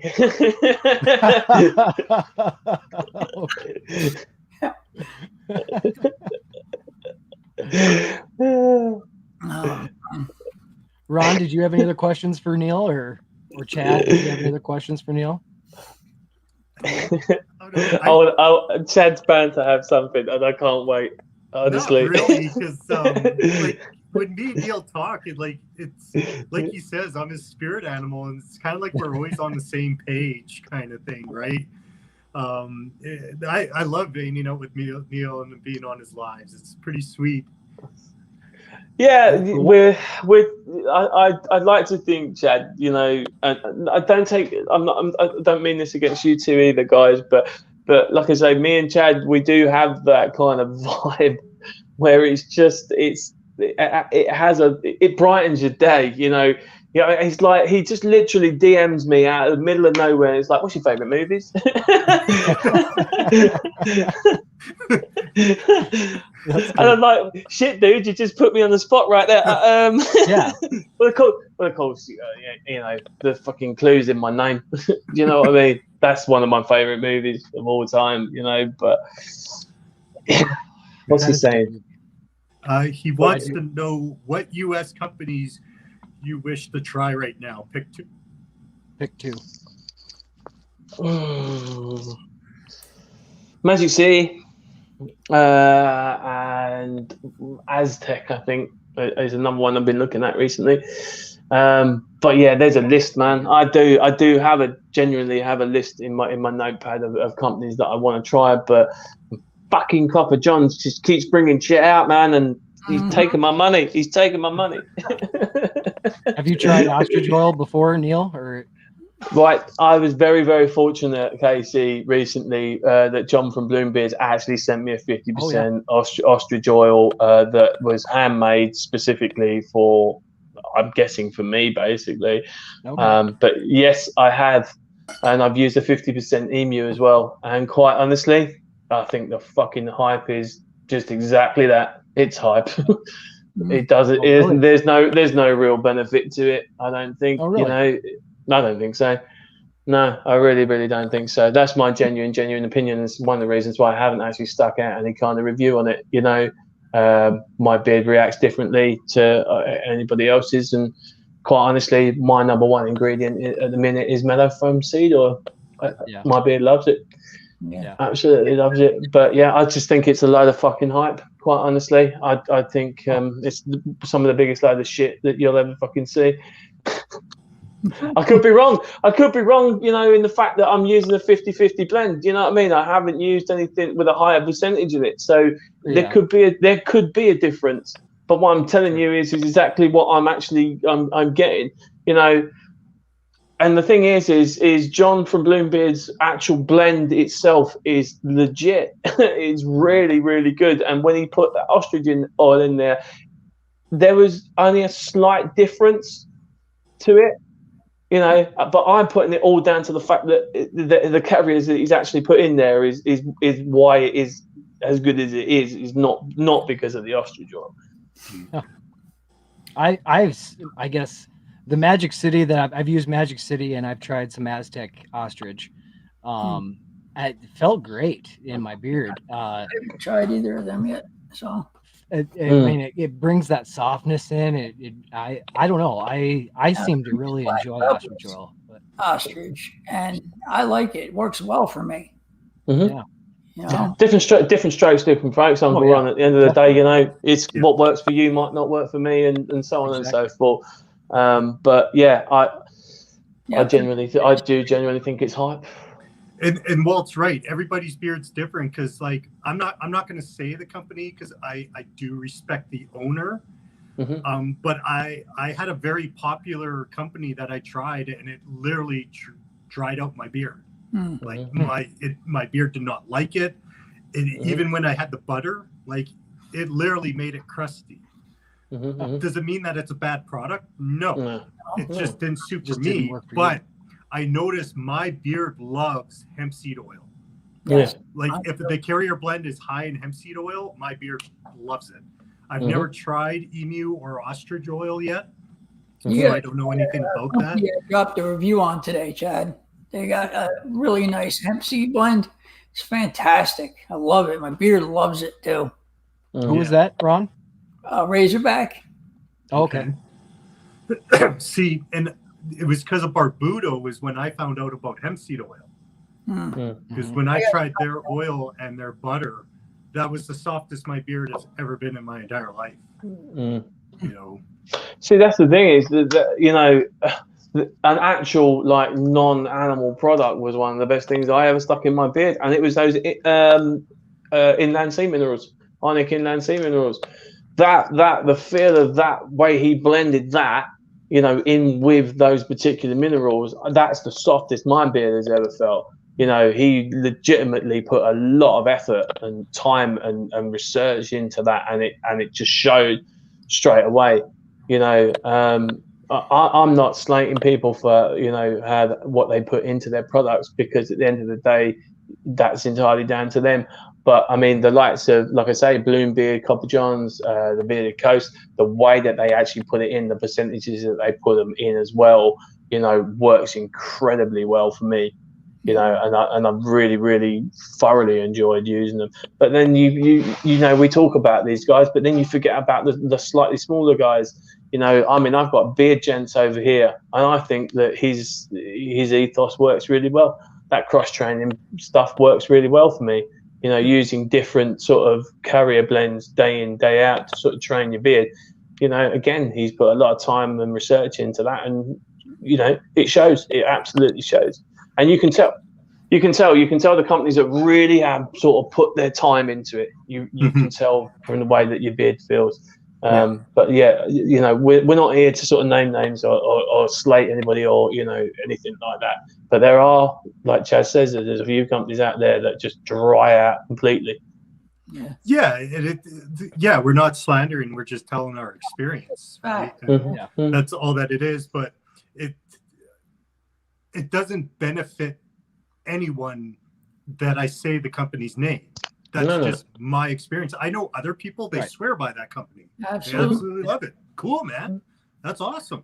I'm glad that it works for you. Spend your money, go ahead. We don't all have to agree that there's one best. See, that's the weirdest thing. Like, you don't have to agree. No. That's your experience, and that's okay. There's nothing wrong with that. But we're still friends. Yeah. Absolutely. And it's also about how you go about it too, which is the main factor, right? Yeah. Well, it's like the CBD too. I've seen guys that say, you know, I've tried all the CBDs and they do absolutely nothing for my beard. I don't feel any difference from, you know, with it or without it. It's exactly the same. And, you know, for me, CBD is fantastic. My beard loves it. And it doesn't matter if it's isolate or broad spectrum or full spectrum. My beard loves all of them. And you know, but other guys, they get nothing out of it. So, you know, legitimately never tried CBD.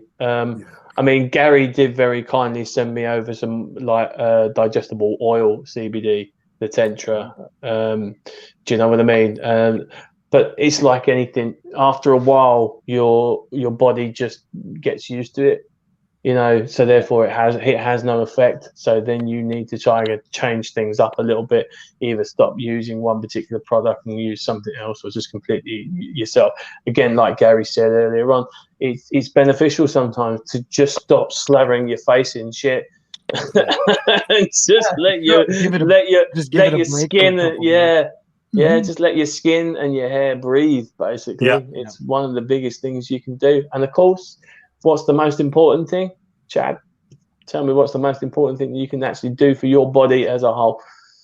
What's the one thing you can ingest that's more important than it? Water. Yeah. Exactly that. Like, did you guys see that one guy who had a rusty wrench and I can't remember what it was, a pipe wrench and a wrench, and it was completely covered in rust. He let it sit in a Monster drink for 2 hours, and the thing looked brand new. I never liked energy drinks. They taste like toxic waste to me, but damn, man. And then that one guy who cleaned his dirty bumper with Pepsi. Yeah. There's a reason why I don't drink energy drinks, to be honest with you. I mean, at my time of life, my stomach just doesn't agree with it. You know, I can literally be on and off the toilet all day long if I have a can of Red Bull. So, you know, it's preferences. It's absolutely everything in life. It's all about your preference. It's all about what you accept or your body accepts. So I don't need energy drinks. I'm hyper as it is, man. Fucking you are. My mom hated it when I would eat like cereal, like Fruit Loops or Captain Crunch. Like when I was a kid, that was like crack for me, man. You want to play hide and go seek? Let's go play hide and go seek. I'll play hide and go seek. I just had a bowl of Captain Crunch. Let's go. You know, like let alone me doing an energy drink. Matt, it was just like, I tell you what, right? It was just like the first time I ever had coffee. And I remember I was out on my round and we pulled over to the side of the road and my friend said, I'll go and grab us a coffee. I said, yeah, all right, cool. I said, I don't really drink it, but, I'll give it a go. Put some milk, put some sugar in it. I'll be fine. So he comes back from this Greek cafe, basically, and he said, look, they don't do it that way. They do it as an espresso shot. So I got you a double. Now, I knew nothing about coffee at the time. I knew nothing about it, and I just took this thing, necked it, and all the crap in the bottom of it as well. And just like that, for about 2 hours, I was like, so where are we going now? What are we going to do now? So my eyes literally went like that. Yeah. When I did wrestling, that's how I threatened the other wrestlers, because a lot of guys would like to have a couple drinks before their match to calm their nerves, right? But a lot of the time they get carried away and they just keep drinking. Well, now I don't feel safe with you in the ring because you might drop me on my head. So what I would do is just pretend this is a can of Red Bull. If I saw them drinking, I'd be like, if you continue drinking that, I'm going to drink this before our match. And the guys would always go, yeah, I can wait until after. Because I would just be like, let's go. You think I'm intense now? Wait until I have this drink in me. So, are you a drinker? Do you drink at all? Do you drink any beers, cervezas, anything like that? Not beer. I think beer's gross. I like my rum and my bourbon. I have to be in the mood to drink. I don't just drink just because. I have to be okay, let's drink. And when I was young, I was full of piss and vinegar.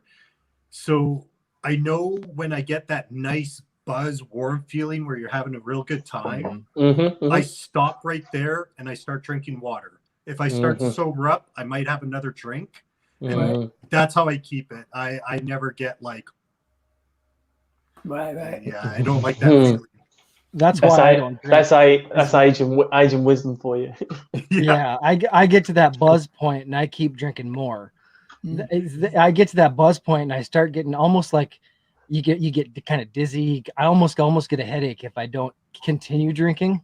Oh wow! And I'm a binge drinker, so I can go from drinking. I haven't drank in months, 6 months, and if I went out drinking, I could drink a 12-pack, 18-pack, and I'd be wasted. But I'd keep going because that's me. I'd like to see someone in the comments turn around and say that they wouldn't be wasted after 18 beers. Yeah. Here's the thing. You guys are going to think I'm full of shit, and that's perfectly fine. I cannot get drunk off beer. Oh, really? I'll get buzzed and I'll feel good, but it was the weirdest thing because my whole life, all I've done is drink hard alcohol. But I was playing beer darts the one time, and I'm telling you, it probably had 20 beer. When I went to bed, I woke up the next day and I wasn't hungover or anything. I was perfectly fine. It was like I didn't even drink. And my partner for beer darts is he's just oh. And I'm like, he's like, what are you doing? I'm like, I'm going to the gym. He's like, what? I go, yeah, I don't even feel like I drank at all, man. I'm good. He's like, I hate you. Yeah. Oh, that's the thing, man. I can't do it. I just can't drink like that anymore, man. You know what I mean? I just, my body won't take it. Like the gas from beer and stuff. Because I suffer with a little bit of IBS, and the gas from beer just frigging clears me. It really does. My stomach gets all bloated. I just can't handle it. I can't handle that sort of thing. At my time of life, man, I have to try and take care of myself as much as possible. So, what I ingest, I have to be really, really sort of careful with it just in case. But, it's just the slightest little things. Like I was away last week. I was on holiday last week, and there's a water difference here in this country. You got hard water and soft water. And then when I went away, it was a different kind of water to what I drink here, and it freaking upset me. It was making me feel ill and sick, and I just had to stop drinking it, man. I also find too, the older you get, you can't drink the way. Obviously, some people can, but there's no way. I can't drink the way I did in my 20s. No way at all. Nah, man. I don't drink because it brings up too many temptations for me. I've got some addictions and stuff too, and when I do drink, it makes me think of that. So I try not to. But see, you're a smart man though, because you know that. Yeah. So you know where your limit is. So that's awesome, Casey.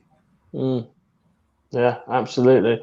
I mean, we've all been there. You know what I mean? In our 20s, you know, going buck wild in the club. You know, drinking and probably taking drugs and doing God knows what else. You know, to just sort of have a good time. You know, but that's part of growing up. You know, and that's how we learn. So. Yeah. Unfortunately, it's the people that get stuck and they don't learn, you know, and they just continue to keep doing it and think that that's the way life is. That you know they're the ones that learn. We've got children to raise and to show, you know, show them how to grow up in a respectful manner and not you know, not abuse their bodies and do what we may have done to ours. So man, we've all been, like I say, we've probably all been there. I can certainly say that, you know, I've taken some hard drugs in my time. You know, I've smoked the odd bit of weed and all that kind of stuff and drank until I literally passed out, and you know what I mean. So it's just at that point of your life, it's anything for a good time. So. But now a good time is putting your feet up and watching a movie with your kids. It's completely different. Parameters have changed. Parameters have changed.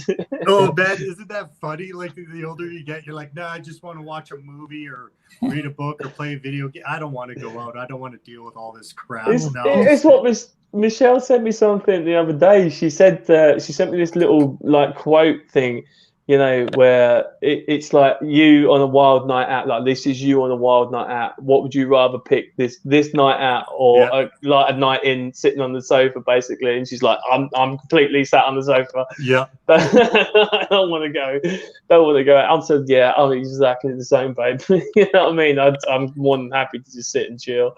The night for me where I knew my partying and drinking days were over is we went to a bar. My one buddy gets into a fight. And then when we leave the bar, this one guy is calling us out to fight. I'm like, holy cow, man, like you just got into one. But I'm going to call the guy Chris. Chris was yelling for us to fight him. And you hear his one friend go, why do you want to fight them? You already lost twice tonight. And that's when I was like, you know what? I'm not going out anymore. This is just getting stupid. Well, this is the thing, man. It's like, you know, one of the wildest nights we ever had was, you know, me and a couple of my pals used to bounce the doors on a few nightclubs. And of course, we got recognized. And when we went out into one of the local areas, one of these guys, let's call him Tiny. He wasn't. He was a door. He literally was. He was like 6 foot friggin' 8, no neck. You know what I mean? You literally couldn't walk. It'd take you a day to walk around him. Do you know what I mean? He was absolutely huge. We gone out for a night out, and there we are, like having a great time. And he's gone off to the toilet. Next thing you know, he's being escorted out of the club. Like, what the hell is going on here? So I go out and have a quick chat with him. Like, what happened? He said, "Look, man, I wasn't doing anything. I was standing at the urinal. I was having a whiz." And this guy comes in, he stands next to me. Now, over in the UK, we've got an unspoken rule. So it's like P space, P space. This guy comes and stands right next to him, right, and takes a piss, looks down at his dick, looks him square in the eye, and he turns around and says, "Can I help you, mate? You know, what's your problem?" Because of the size of the guy, he went, "I'm going to knock you out." And he went, like this guy just laughs at him, like Tiny laughs at him. Basically, what the hell are you on about? He's like, he says, basically, it happens to me every time I go out because I'm the biggest guy there. They all want to take me on. I said, so what did you do then? He said, I hit him. I said, well, what do you mean? Well, where is he? He's concussed on the floor.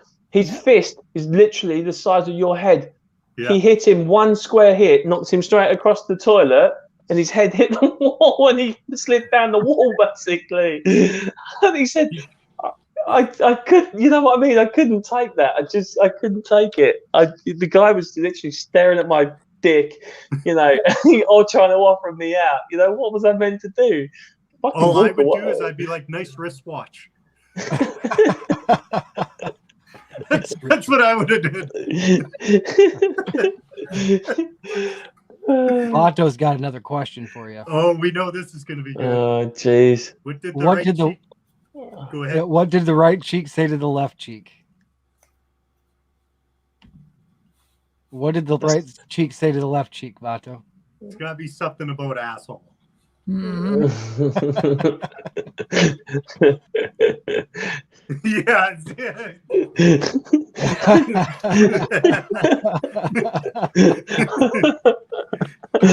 That's a good one. I knew it was going to be something like that. Vato's hilarious. Man, I think I was seeing Landshark asking Vato. The captain's quarters does have leather. I do have the captain's quarters in the old blend, and I do enjoy the captain's quarters. It's got a little leather bit to it. Hey, look, I've got another one tonight. Right, we're on course for this. Right, I've just seen this again. We managed to get Jordan on 20 thumbs up for his live stream, and we're on 19 right now. So can someone please hit that 20th thumbs up? That's just a personal thing. Me, it's my OCD thing, man. Just please. Just for me. Don't take your thumbs away and be a twat. I know. I just looked and it says 18, so maybe someone did take one away. No, I'm still at 19. No, 19. Yeah, no, I got 19. Well, mine's just behind. Mine's running slow. That's my internet here out in the country. What did the right boob say to the left boob? Okay, Waltimus. Oh, here we go. Something about doorstopper nipples. That's my guess. Are you just thinking about your partner again? Yeah, 8 Skittles high, pencil erasers, baby.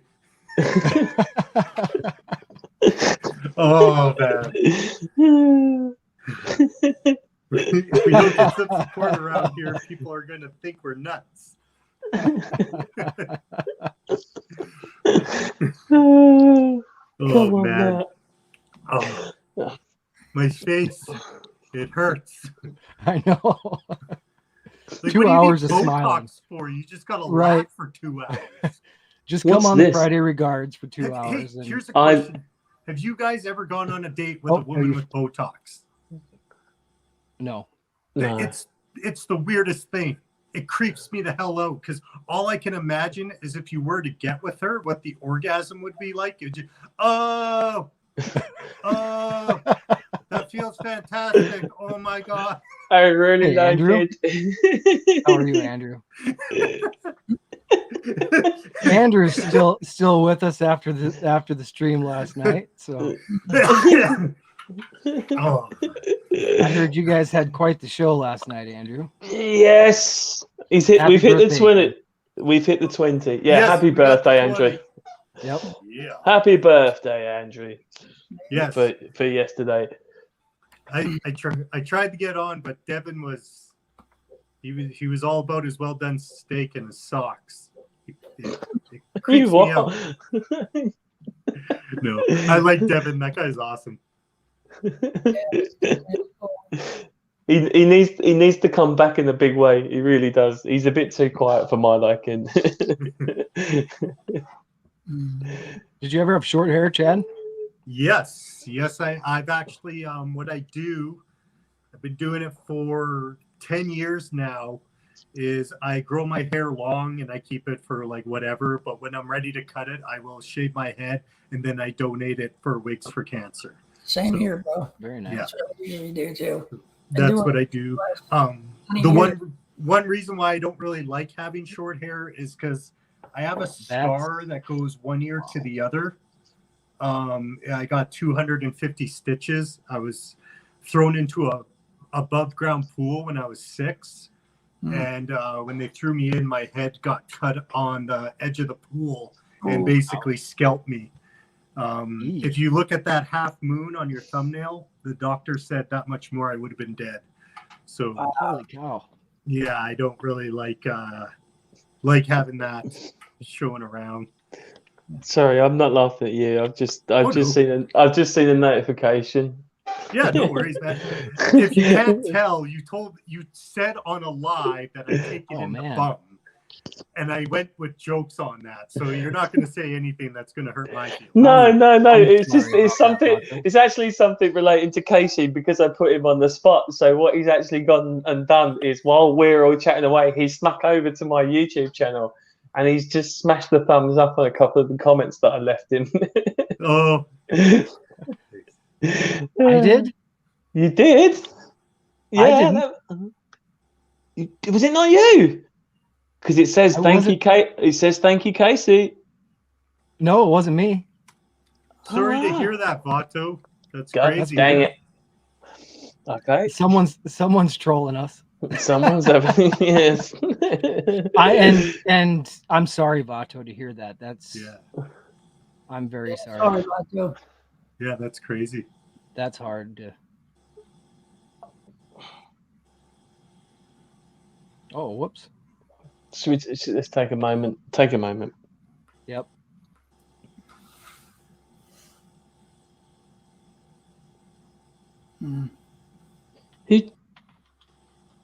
Okay. All right. Of course. Yeah. That moment was for your loss, Vato. Definitely. We'll be thinking about you. Absolutely. You need anything? You want anything, my friend? You know where we are. Yeah. Yep. Yeah. If anyone out there, you need to talk, just DM me on Instagram, man. You're about to get flooded. All 11 people in here are gonna start chatting with you. No, well, it'll just be me. Chad, could I just ask you? Yeah, no, man. Like I said, I got laid off. I'm unemployed, and I'm enjoying it. By the way, I'm reading so many books and getting caught up on so much stuff. So, how's the training going that you're doing? How's that training all going?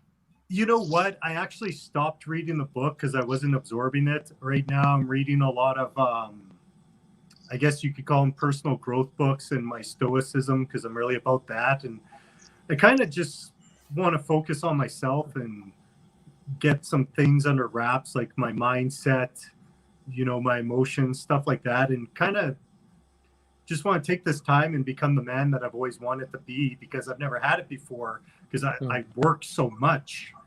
Like I'm used to working 60, 70-hour weeks.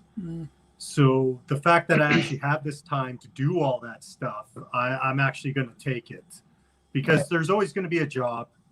You can always make more money, but I don't think I'll ever have this opportunity again. So that's what I'm doing. Soak it up. Yeah. Yep. Exactly. Soak and Vato, I guess what I've always said is no one's any less of a man for crying. It's something that actually can help a person sometimes. It can release some of those things that are built up. I'm kind of, I feel the same way. I felt that way too. It's hard to show emotion for me too, but I'm full of it. So there's no sense hiding back. No lie there. You really are full of it. Well, I have trouble showing it sometimes on here, but I get so nervous. I get so nervous on here, and everyone says it doesn't show, but it's there. My anxiety gets horrible. Speaking Casey, of anxiety, do you know what? Andrew, I absolutely feel for you there because every time I'm about to go into a live stream, I get a bit of an upset stomach. I do. I really do. And an hour before, I'm just racing, and I've come to the point where I just lay down for like an hour. I'll just lay my head down, close my eyes, and just relax. And that seems to help. It kind of helps settle things down a little bit. So yeah, like I read a book called Way of the Peaceful Warrior by Dan Millman when I was like 22, because I used to be a very angry person because of what I told you guys about. Yeah. And that, I'm not saying it's the end all be all, but that book changed my life because one of the quotes in there, it says, the greatest battles you're ever going to fight are the ones that are within you. And if you could get to the root of those problems and you can overcome that, then everything else is pretty much going to be easy. But the thing that's hard about it is you got to really look at yourself, not lie to yourself or sugarcoat anything, and like dive right in and do that work. It's hard, because you literally have to look at yourself and go, you're fucked up and you have issues. And that's hard to do sometimes. Yeah, but once you do that and you overcome that shit, man, it's one of the best feelings in the world. Like you feel so much lighter. It's a similar thing with addiction, is just realizing that you have a problem and that it's you that is causing this problem. It's not anyone else. It's not any others. You got to figure out what you can change in yourself to stop that thinking, and to stop that way of thinking. Yeah. Like I said to you before, actually having to deal with that myself, it was a really, really hard process just to break that down and actually stop doing this and pointing fingers at other people and actually doing that and pointing it at yourself, and then realizing, the mistakes that you've made, and then trying to sort of reconciliate with the people that you've hurt as well, along the way. So it's definitely an eye-opener, having to go through a process because addiction is something that you're never ever going to get rid of. All you're doing is taking control of it. It's never going to go away, but you just kind of need to use your tools of recovery, basically, to try and keep a hand on these things. So I mean, one of the biggest things is sort of, like I say, I mean, I was an atheist for a very, very long time. Well, all of my life, basically, until, I realized I had an addiction, and sort of handing myself over to like a higher power, basically, and putting my trust into that, has really sort of changed my parameters and my perspective. So it's making me see the world in a completely different way. So if anybody ever is out there that sort of needs to deal with it, the door's always open. You can always message in. I may not have all the answers, because I don't, but I am a good listener, you know what I mean? And I'll sit and listen, and again, that's something that I've learned. You don't always have to. The thing is the process that I'm having to go for works in a 12-step program, basically, and I'm constantly going back to step one, because it's not because I'm falling off or I've lost sobriety or anything like that.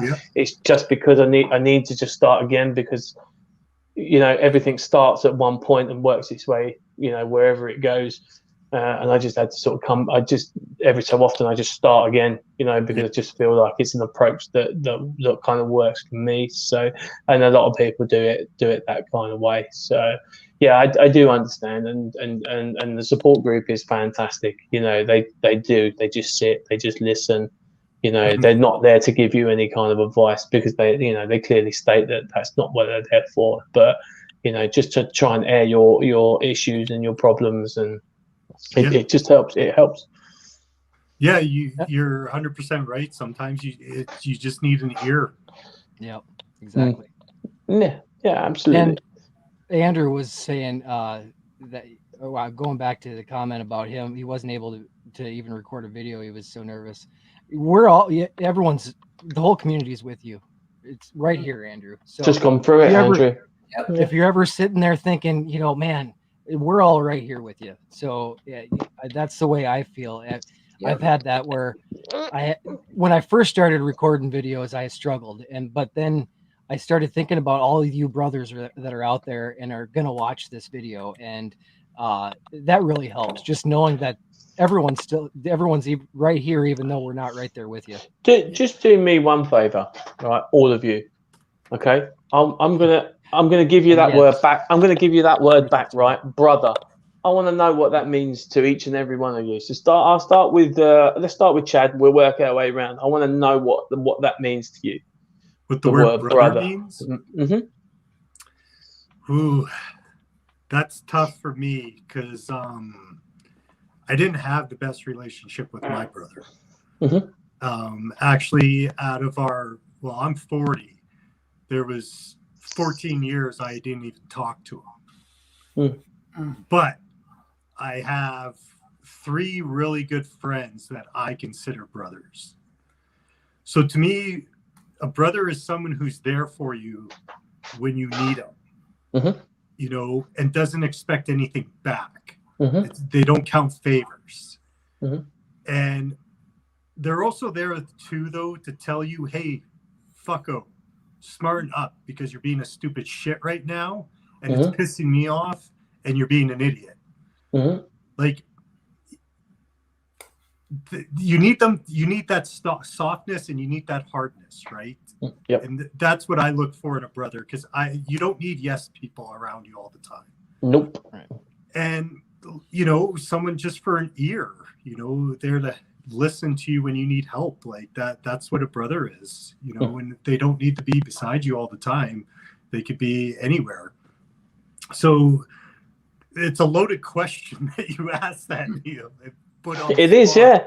It is, because there's a reason why I'm asking it, because I hear that word thrown around a lot, and yet what you see from time to time is not brotherhood.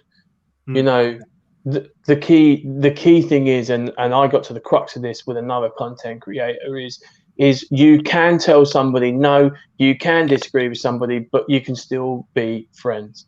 Yes. You know, and that's what you've just said actually relates to exactly what I was trying to get at. You've just put an analogy in, comparing it to your own brother, and then to your friends, you know, and the people that you actually have in your life. So that's the point I was trying to make with it.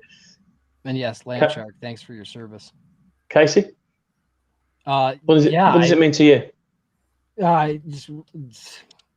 Similar to what Chad was saying, I'd say it's an ear to listen to. You know, if you have something on your chest you need to get off, a brother will be there to listen. Not always, but like Chad said, not always tell you what you want to hear, but tell you what you need to hear. Support, you know, just brotherhood. And like you said, I don't have the greatest relationship with my brother, I guess, either, because he was 11 years older than me, but it doesn't have to be family oriented. You know, a brother can be Ron and Chad and Walt and Nick are all my brothers. And I've only just gotten to know them, but because they're there to listen if I have something to say, you know, the respect you get from it, that's brotherhood to me. And what about you, Ron? Well, you know, for me, my biological brother, I didn't grow up with my brother and my siblings, my biological brother and sisters. You know, we were in foster homes, we were apart. So for the longest time, I didn't know what a brother was. I had no idea what a brother really was in any aspect, you know. And to me, you know, a brother is someone special, someone you treasure, someone you depend on, someone that's there for you in good times, bad times, you know. No matter what, they're there for you through the thick and thin, you know. And you can rely on them, and they can rely on you. You know, to me, a brother, it's blood, but it's also friendship. It's also you know, love. You know, brother is something serious. You know, you don't take brotherhood like a joke. You know, I mean, blood brothers. You know, I have my best friend Jimmy and I are blood brothers. You know, we sliced our palms and boom. You know, I mean, so that's what I say when it's blood. It's not necessarily biologically, but you know. It is blood, though, man, and it's just something you treasure. You know, it's not a word to me I use lightly. It's not something I'll ever treat lightly. You know, when I say brother, I mean it. You know, it's from the heart. And that's my point to you, Ron. You may think it's, you know, funny me calling you Uncle Ron, but here in England, that's an endearing term. Right, because people that are the closest to your family and stuff, you know, like my mum's best friends and my mum and dad's best friends, they're called uncles and aunties for a reason, because we all do things like a family together. So me calling you that is an endearing term. It means that I have a lot of respect for you, you know, and it's used in the same terminology as brother, basically. You know, my brother has always turned around to me and he says, I don't give a fuck what you do in your life, how bad it is. I will always love you. I may not agree with you. I may not, you know, accept that you've done something wrong, you know, but it doesn't mean that I'm going to stop loving you, and it doesn't mean that I'm going to stop talking to you. And that right there was where it kind of sort of, when I see it going around the community and looking at it, and that's how I analogize it. So again, the point I'm trying to make is each and every one of you has basically said that. You've all said the same thing. You know, we can all coexist in a community of brothers because everybody looks after each other, you know, whether they agree with them or whether they disagree with them. You know, I may not talk to one of you for 6 months, but it doesn't mean that I haven't been thinking about you, and you know that I can't come back to a conversation 6 months later. You know what I mean? Because when I do come back, the conversation will be exactly the same as where we left it. Indeed. Yeah.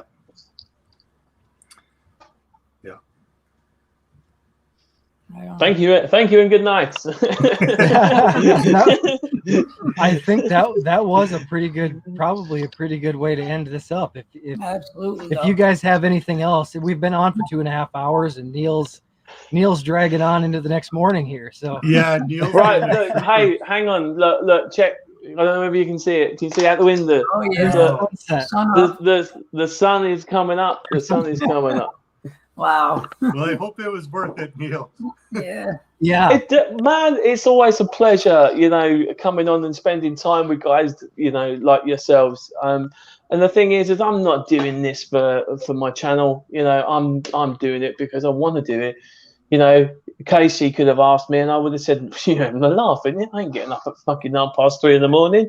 But I wanted to because I like hanging out. I like spending time with you guys, you know, and forget the fact that it's spreading the word about, you know, Maverick Beards or the Bearded Regard, because that's not what I'm here for. I'm here to hang out with my buddies, basically, and chill. So, yeah. And I hope you've all enjoyed it. Oh, we're not going to match lives. your stream, Andrew. Lives are so much fun. We're not going. No, we're not going there. I got to pick my kids up in roughly 4 hours, so you know. Yeah. No, Andrew, there ain't no frickin' way. Yeah, you need to definitely get a little bit of rest if you're going to be driving. That's for sure. Yeah. They're 10 minutes away, buddy. It's cool. Oh, okay. I'm sound by that. But the thing is like, you know, we're gonna go for the record at some point this year. We're gonna try and do a big 24-hour live stream. Yeah, we're gonna get some beers in and hang basically and see what happens. That's intense. That was rough. So 24 is going to be real rough. Yeah, I remember the Christmas stream, and I think that was about 4 hours or something like that. That was, in the end, it was just me sat on the sofa with a beer. Like everybody else had disappeared. Yeah, not even 10 p.m. in Northern Cali right now. But it's always a laugh, and it's an honor. It's an honor to be asked, to be honest with you. You know what I mean? To come on and hang out with you guys. So, you know, I just want to say a massive, massive thank you, and a lot of respect for what you do.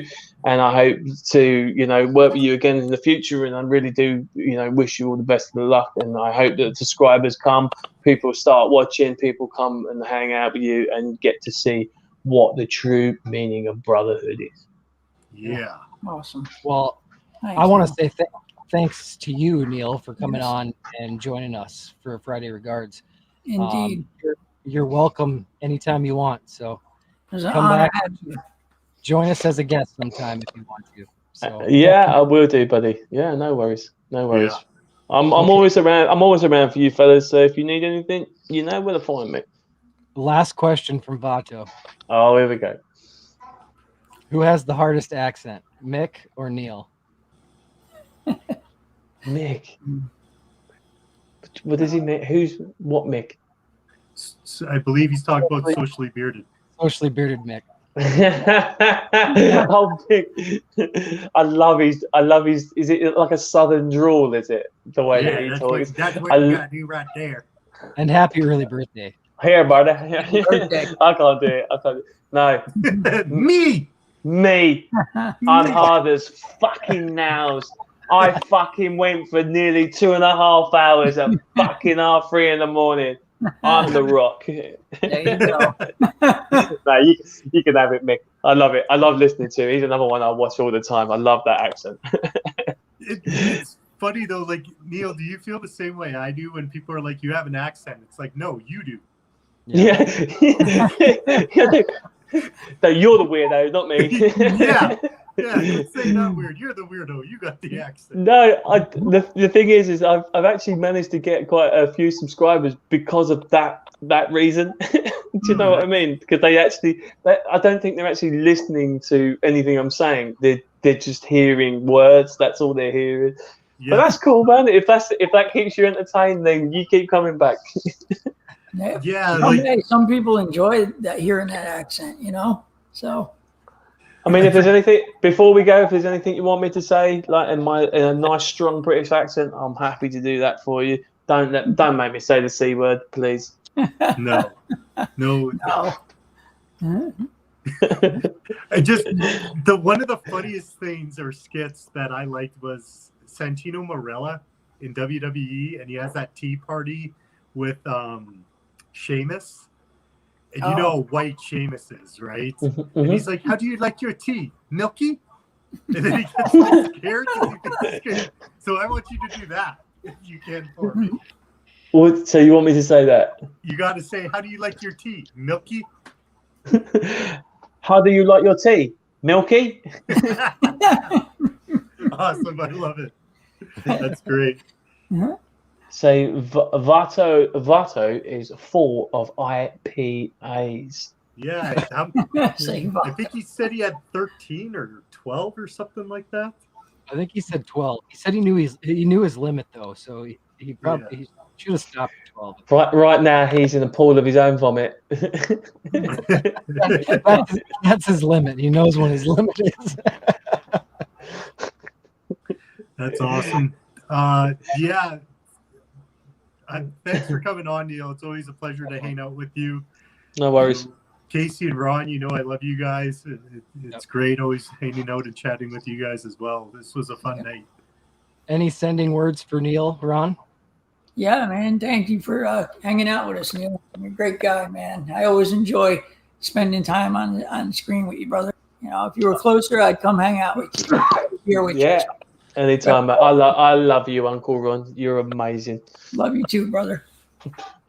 And everyone in chat, thanks for hanging out as well. Appreciate you. We had a solid 12 people for 2.5 hours. So thank you, everyone. Thank you, everyone. Make sure you subscribe to Maverick Beards. Absolutely. If you haven't already. If you want to. Yeah. No, make sure you subscribe to Maverick Beards. It's Healthy Beard. Yeah, Healthy Beard. He's talking to you. Jay Cruz. Jay Cruz. Always stirring up trouble, Jay Cruz. Nom. By the way, Cruz, I'm never letting that go. That's going to be there forever. Oh, I literally got to get you on a live stream at some point. Oh, yeah.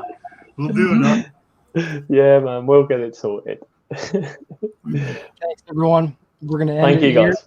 And everyone have a great night and have a great weekend.